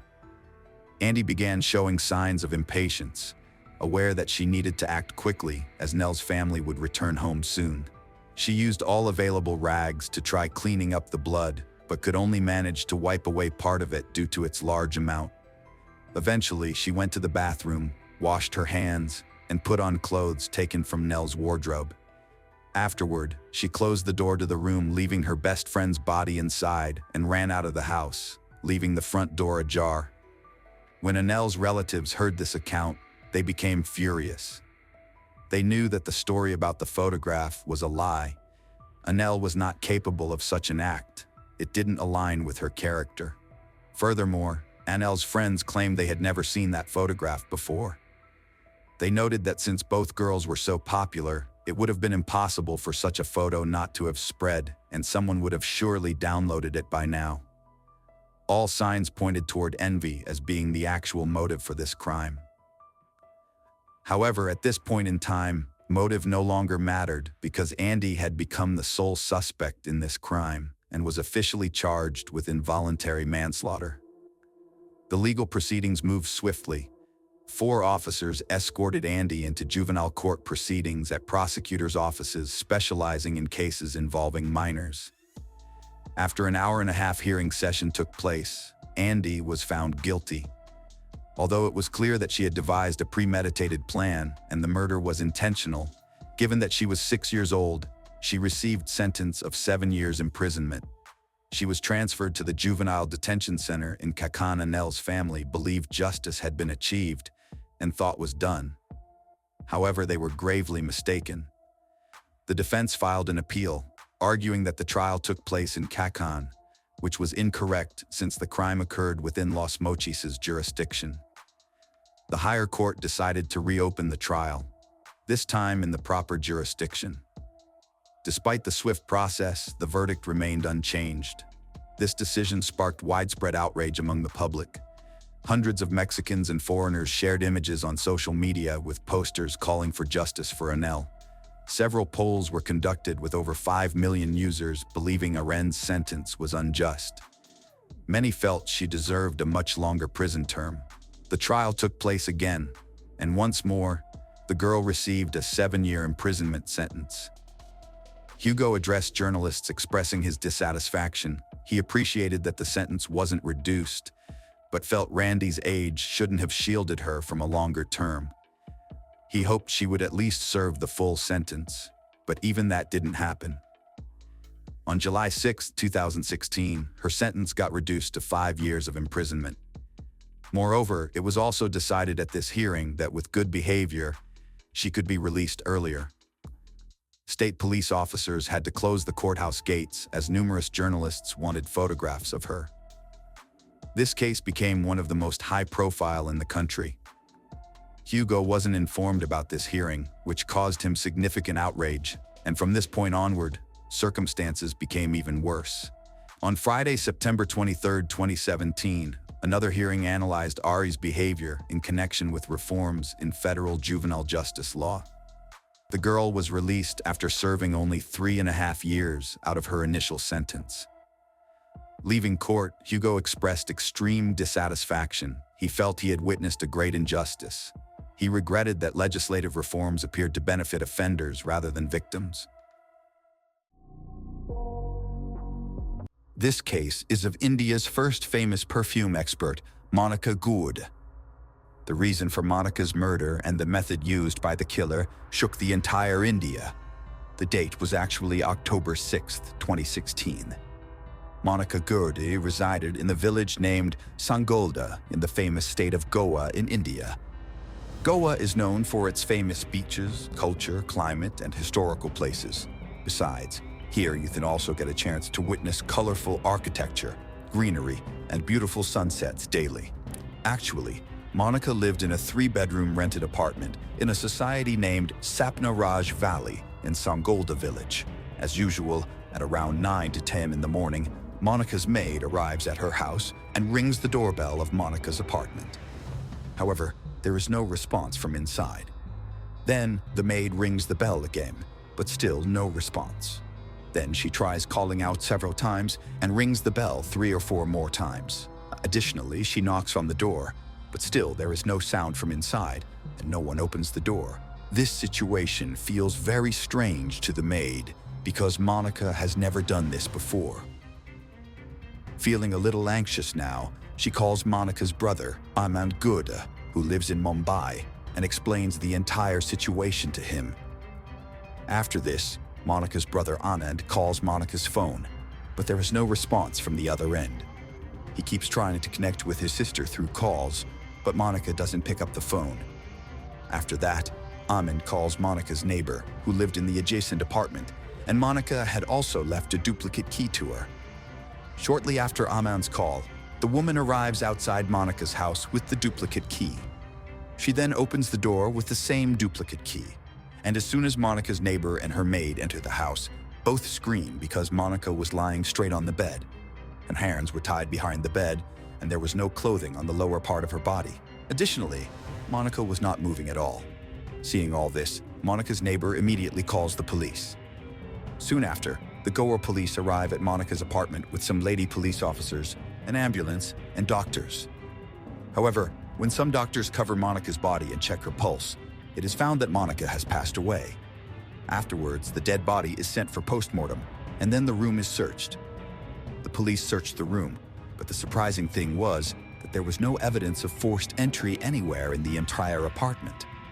There were eggshells in the room, suggesting they had been eaten recently. Then Monica's purse was checked, but apart from some debit card bills, the police found no evidence in it. Now, to find evidence, the police consider examining all the CCTV footage in the society. But then they find out that there are no CCTV cameras installed in that society. Besides this, the police also question the people living in Sapna Raj Valley. However, nobody has seen any suspicious person entering or leaving Monica's house in the past day. Nevertheless, the police also investigate from the angle of theft, but nothing was missing from Monica's flat that could indicate that this murder was committed for theft. Looking at all these things, the police believe that whoever murdered Monica had some information about her because no one forcefully entered the flat and nothing was stolen from the house. However, Monica was married, but due to some disputes, she had been living alone for a year.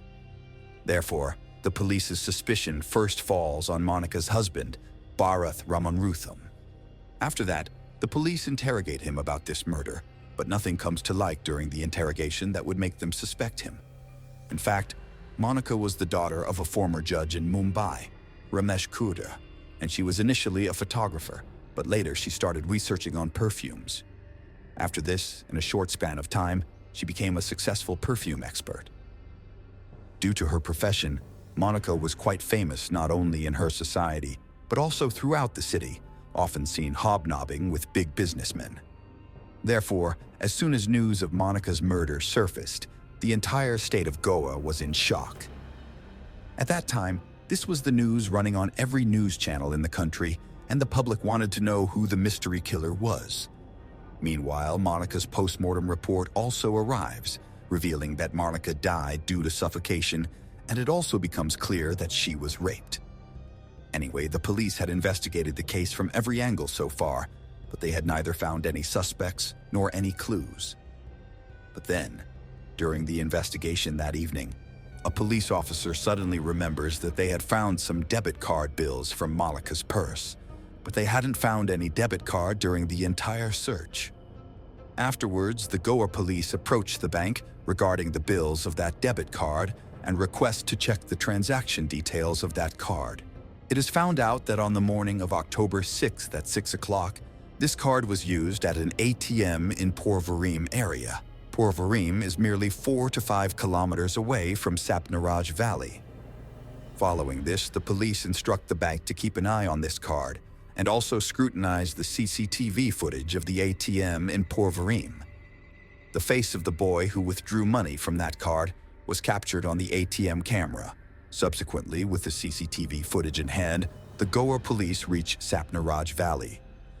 As soon as the local see this footage, they recognize the boy shown in the footage immediately and identify him as Raj Kumar, who used to be the old security guard here. However, he was fired from his job 2 months ago on charges of theft. For the Goa police, this was a major success because for the first time in this case, the police had a name and a face of suspect. Now, when the police check Rajkumar's background, they find out that Rajkumar, 21, is from Bathinda city in Punjab state, and there have been several theft cases registered against him before. The police had all the information about Rajkumar, but the challenge now was how to catch him. So, to catch Rajkumar, the Goa police started waiting for the next transaction from Monica's debit card. Some time passes, and suddenly the police find out that recently, some money has been withdrawn from an ATM in Bangalore City using this card. Let us tell you that Bangalore City is about 370 miles away from Sangolda village. Upon seeing this, the Goa police immediately spring into action and contact the Bangalore City police. After that, Bangalore police checked the CCTV footage of that ATM, and Rajkumar's face was clearly visible in the footage of that ATM as well. Following this, Bangalore police took Rajkumar's photo and began questioning all hotels and lodges around that ATM. After a while, a man at the reception of one hotel recognizes Rajkumar's photo and says, "Yes, a man with this face is staying in our hotel, but he has gone out for some work right now." Afterwards, some police officers dressed in civilian clothes stand outside the same hotel, waiting for Rajkumar to arrive. But as soon as Rajkumar returns to the hotel after a while, the police officers recognize him and apprehend him. Now, because the police officers were in civilian clothes, Rajkumar doesn't even recognize them. And just like that, on October 8, 2016, 2 days after Monica's murder, Rajkumar is arrested from a hotel in Bangalore. Then Goa police are contacted. Afterwards, the Goa police arrive in Bangalore and take Rajkumar to Goa with transit remand from the court. Now, the interrogation begins, and due to the firm questioning by the police, Rajkumar admits to killing Monica. When the police ask him why he did it, he narrates his entire story to the police, and the story goes something like this. Actually, in the month of June, 39-year-old Monica decides to shift to Goa for her perfume business, for which Monica starts looking for a rented flat, and on June 7, 2016, she reaches Sapnaraj Valley to see a flat. At the society's gate, Monica meets security guard Rajkumar, and the society's management had already called Rajkumar beforehand, informing him that a woman would come to see a flat, so show her the flat. Afterwards, Rajkumar shows Monica the flat, and after seeing it, Monica leaves from there. But what happens here is that during showing the flat, Rajkumar falls in love with Monica unilaterally. Now, day and night, he kept thinking only about Monica. About 4 to 5 days pass like this, and then one day Rajkumar becomes very happy because that day Monica had come to shift to Sapnaraj Valley with her belongings. After that, Monica tells Rajkumar that the flat he showed her, he has taken that flat. Now, because Rajkumar was very happy, he himself, with the help of 2 people, delivers Monica's belongings to her apartment. Rajkumar does this because he wanted to see Monica repeatedly, but because he was a security guard, he didn't get many chances to see and meet Monica. But then one day an idea comes to his mind. and he goes to his manager and says that he wants to do the cleaning and maintenance work of the society's cars along with his duty, because he is in desperate need of money. After hearing Rajkumar's need, the manager also agrees to his proposal because he thinks that this way Rajkumar will earn some extra money, and the needs of the people living in the society will also be fulfilled. However, Rajkumar had something else in his mind, and after this, he goes straight to Monica's apartment. After that, he tells Monica that now he can also clean her car, but it will cost her some extra money. Monica also agrees to this because she didn't have enough time to do household chores while handling her business. Now, Rajkumar started cleaning Monica's car and would use the pretext of exchanging keys to also visit Monica's apartment, where he would see Monica 3 or 4 times a day. But it was due to the cleaning of this very car that one day Rajkumar loses his job. It so happened that one day, Monica's umbrella went missing from this car. Monica asks Rajkumar about it, but he says he didn't see any umbrella in the car. After this, Monica complains to the society management and says that today, not only my umbrella, but many other persons' things have gone missing just like before. If such incidents continue to happen in the society, it will tarnish its reputation. Now, after hearing Monica's complaint, the society management takes this matter seriously and begins an investigation. It is then found out that only Rajkumar used to open Monica's car for cleaning, besides Monica herself. After that, a search is conducted in the guard room where Rajkumar used to stay, and Monica's umbrella is also recovered from there. Now, since thefts were already a concern in society, after Monica's umbrella is found, suspicion falls entirely on Rajkumar. As a result, on July 22, 2016, Rajkumar is dismissed from his job on theft charges. From here, the story takes a new turn. While Rajkumar had deeply loved Monica before, now he starts to harbor a significant amount of hatred towards her. However, after being dismissed from his job, Rajkumar leaves and starts working as a laborer in the Ponda area of Goa. But even there, he only works for a few days. During this time, he meets Monica twice and asks her to withdraw the theft complaint, but Monica flatly refuses. Now, hearing this, Rajkumar gets even angrier, but he couldn't do anything at that moment. After that, Rajkumar arrives in Chennai in search of a job, then goes to Mumbai from there, and finally spends some time working in Pune city. Everywhere, Rajkumar earns his living by doing odd jobs, but when he doesn't find any decent job anywhere, he returns to Goa on the 2nd of October 2016. But this time, he had something planned in Goa. There was still a lot of hatred against Monica in his mind. The very next day, that is, on the 3rd of October in the afternoon, Rajkumar reaches Sapnaraj Valley again. He enters the society through the main gate, and by chance, no one sees him entering. Then he goes straight to Monica's apartment below, but he notices that Monica's car is not parked there. Seeing this, he understands that Monica is not at home at the moment. However, instead of leaving from there, Rajkumar decides to wait for Monica to arrive in the society. Now, because Rajkumar knows every route in the society, he decides to hide on the terrace of the society because, generally, no one comes to the terrace. Meanwhile, Rajkumar keeps looking down repeatedly and checks Monica's car, but even after the whole October 3rd passes, Monica's car is not seen. Then the next day, October 4th comes, but Monica's car still doesn't show up, and then October 4th also passes. On October 5th, Monica's car was checked several times by Rajkumar since morning, but it wasn't seen. Now, it had been almost 2 days since he stayed on the terrace. There was neither food to eat nor anything to drink on the terrace during this time. Many times, Rajkumar felt like leaving from there, but the fire of revenge didn't let him go, and fueled by this vengeance, Rajkumar spent more than 48 hours hungry and thirsty on the terrace. Around 3 to 3:30 p.m. on October 5th, 2016, Rajkumar came down once again, and this time he saw Monica's car parked. This meant that Monica had returned home. Seeing this, there was a strange smile on Rajkumar's face, but then he went back to the terrace and started waiting for darkness. After that, he comes downstairs around 6:30 in the evening and rings Monica's flat doorbell. When Monica asks, "Who?" Rajkumar identifies himself as a security supervisor. Hearing this, Monica opens the door, but as soon as she does, Rajkumar forcefully pushes her and then shuts the door from inside. Before Monica can comprehend anything, Rajkumar takes out a knife from his pocket and warns her, "If you make noise, I'll stab you." Still, Monica screams loudly to protect herself, but Rajkumar covers her mouth with his hand. Then Rajkumar takes Monica to the bathroom, intimidating and controlling her. After that, he forcefully takes Monica to the bedroom at knife point, lays her on the bed, ties both her hands behind the bed first, then ties both her legs as well. Now, Rajkumar demands money from Monica at knife point.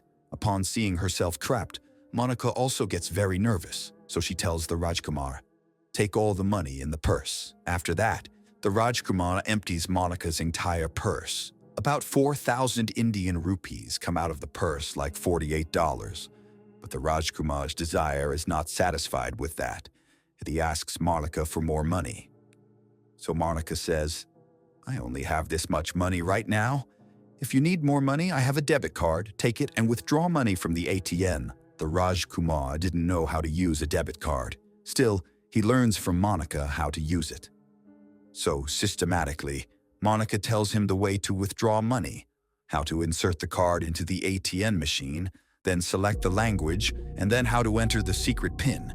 And along with that, she also tells him her debit card's PIN number. I think, maybe in that situation, Monica feels that now Rajkumar will leave her and go from here. Then she will complain to the police and Rajkumar will be caught through the location of the debit card. But Rajkumar takes the money and card and puts a cloth in Monica's mouth. After doing all this, he now knew that Monica could not do anything, so he leaves from there with great confidence and then goes to the kitchen. He takes out water from the fridge, boils the eggs, eats them with great ease, and there was no hurry for him. He was eating and drinking with great comfort because he knew that Monica lived alone in that flat. Now, he also takes out ice cream from the fridge and eats it. Besides, he also eats chocolate, meaning that all the hunger and thirst he had been suffering for 2 days on the terrace is satisfied now. It was around 12 o'clock at night by all this. When his stomach is full again, he returns to Monica. He takes her phone, although it was locked, but Rajkumar's unlock it by forcing Monica. Then Rajkumar opens an adult site on her phone and forcibly shows her 3 adult videos. Feeling all this, Monica becomes even more anxious because she realized that Rajkumar was not going to let her go now. Then Rajkumar unties the rope from Monica's legs and removes all the clothes from her waist down. Then he fulfills his desire that had been in his mind since the first day he saw Monica. It was nearly 2 a.m. in the morning by now, and Rajkumar had been in Monica's apartment for almost 8 hours. When Rajkumar's desire was filled, he gets nervous for the first time when the question arises in his mind whether Monica knows him well, and if he leaves Monica alive, she will tell the police about it, and then the Rajkumar will be punished. So the prince lifted a pillow from the same bed and began to suffocate Monica's mouth and kept pressing until she died. Then the Rajkumar got up from there comfortably and went to the bathroom again. After that, Rajkumar shaved his beard, then he bathed, and at 3:30 a.m. on October 6, 2016, in the darkness, he sneaked out of the Sapna Valley stealthily. Then at 6 a.m., after withdrawing money from the ATM, he went to Bangalore, where the police arrested him. After hearing the entire story, all the police officers were quite surprised. After that, the Goa police gathers all the evidence against Rajkumar.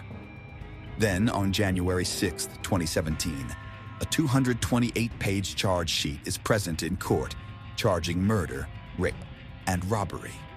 However, the trial of this case is still ongoing. Let's see when the criminal will be punished. If there is any update in this case, we will update you through the channel's community post. So friends, this was the complete story of the Monica Gurd murder case. If you appreciate our efforts, like and share this video. If you haven't subscribed, do so now. Thank you.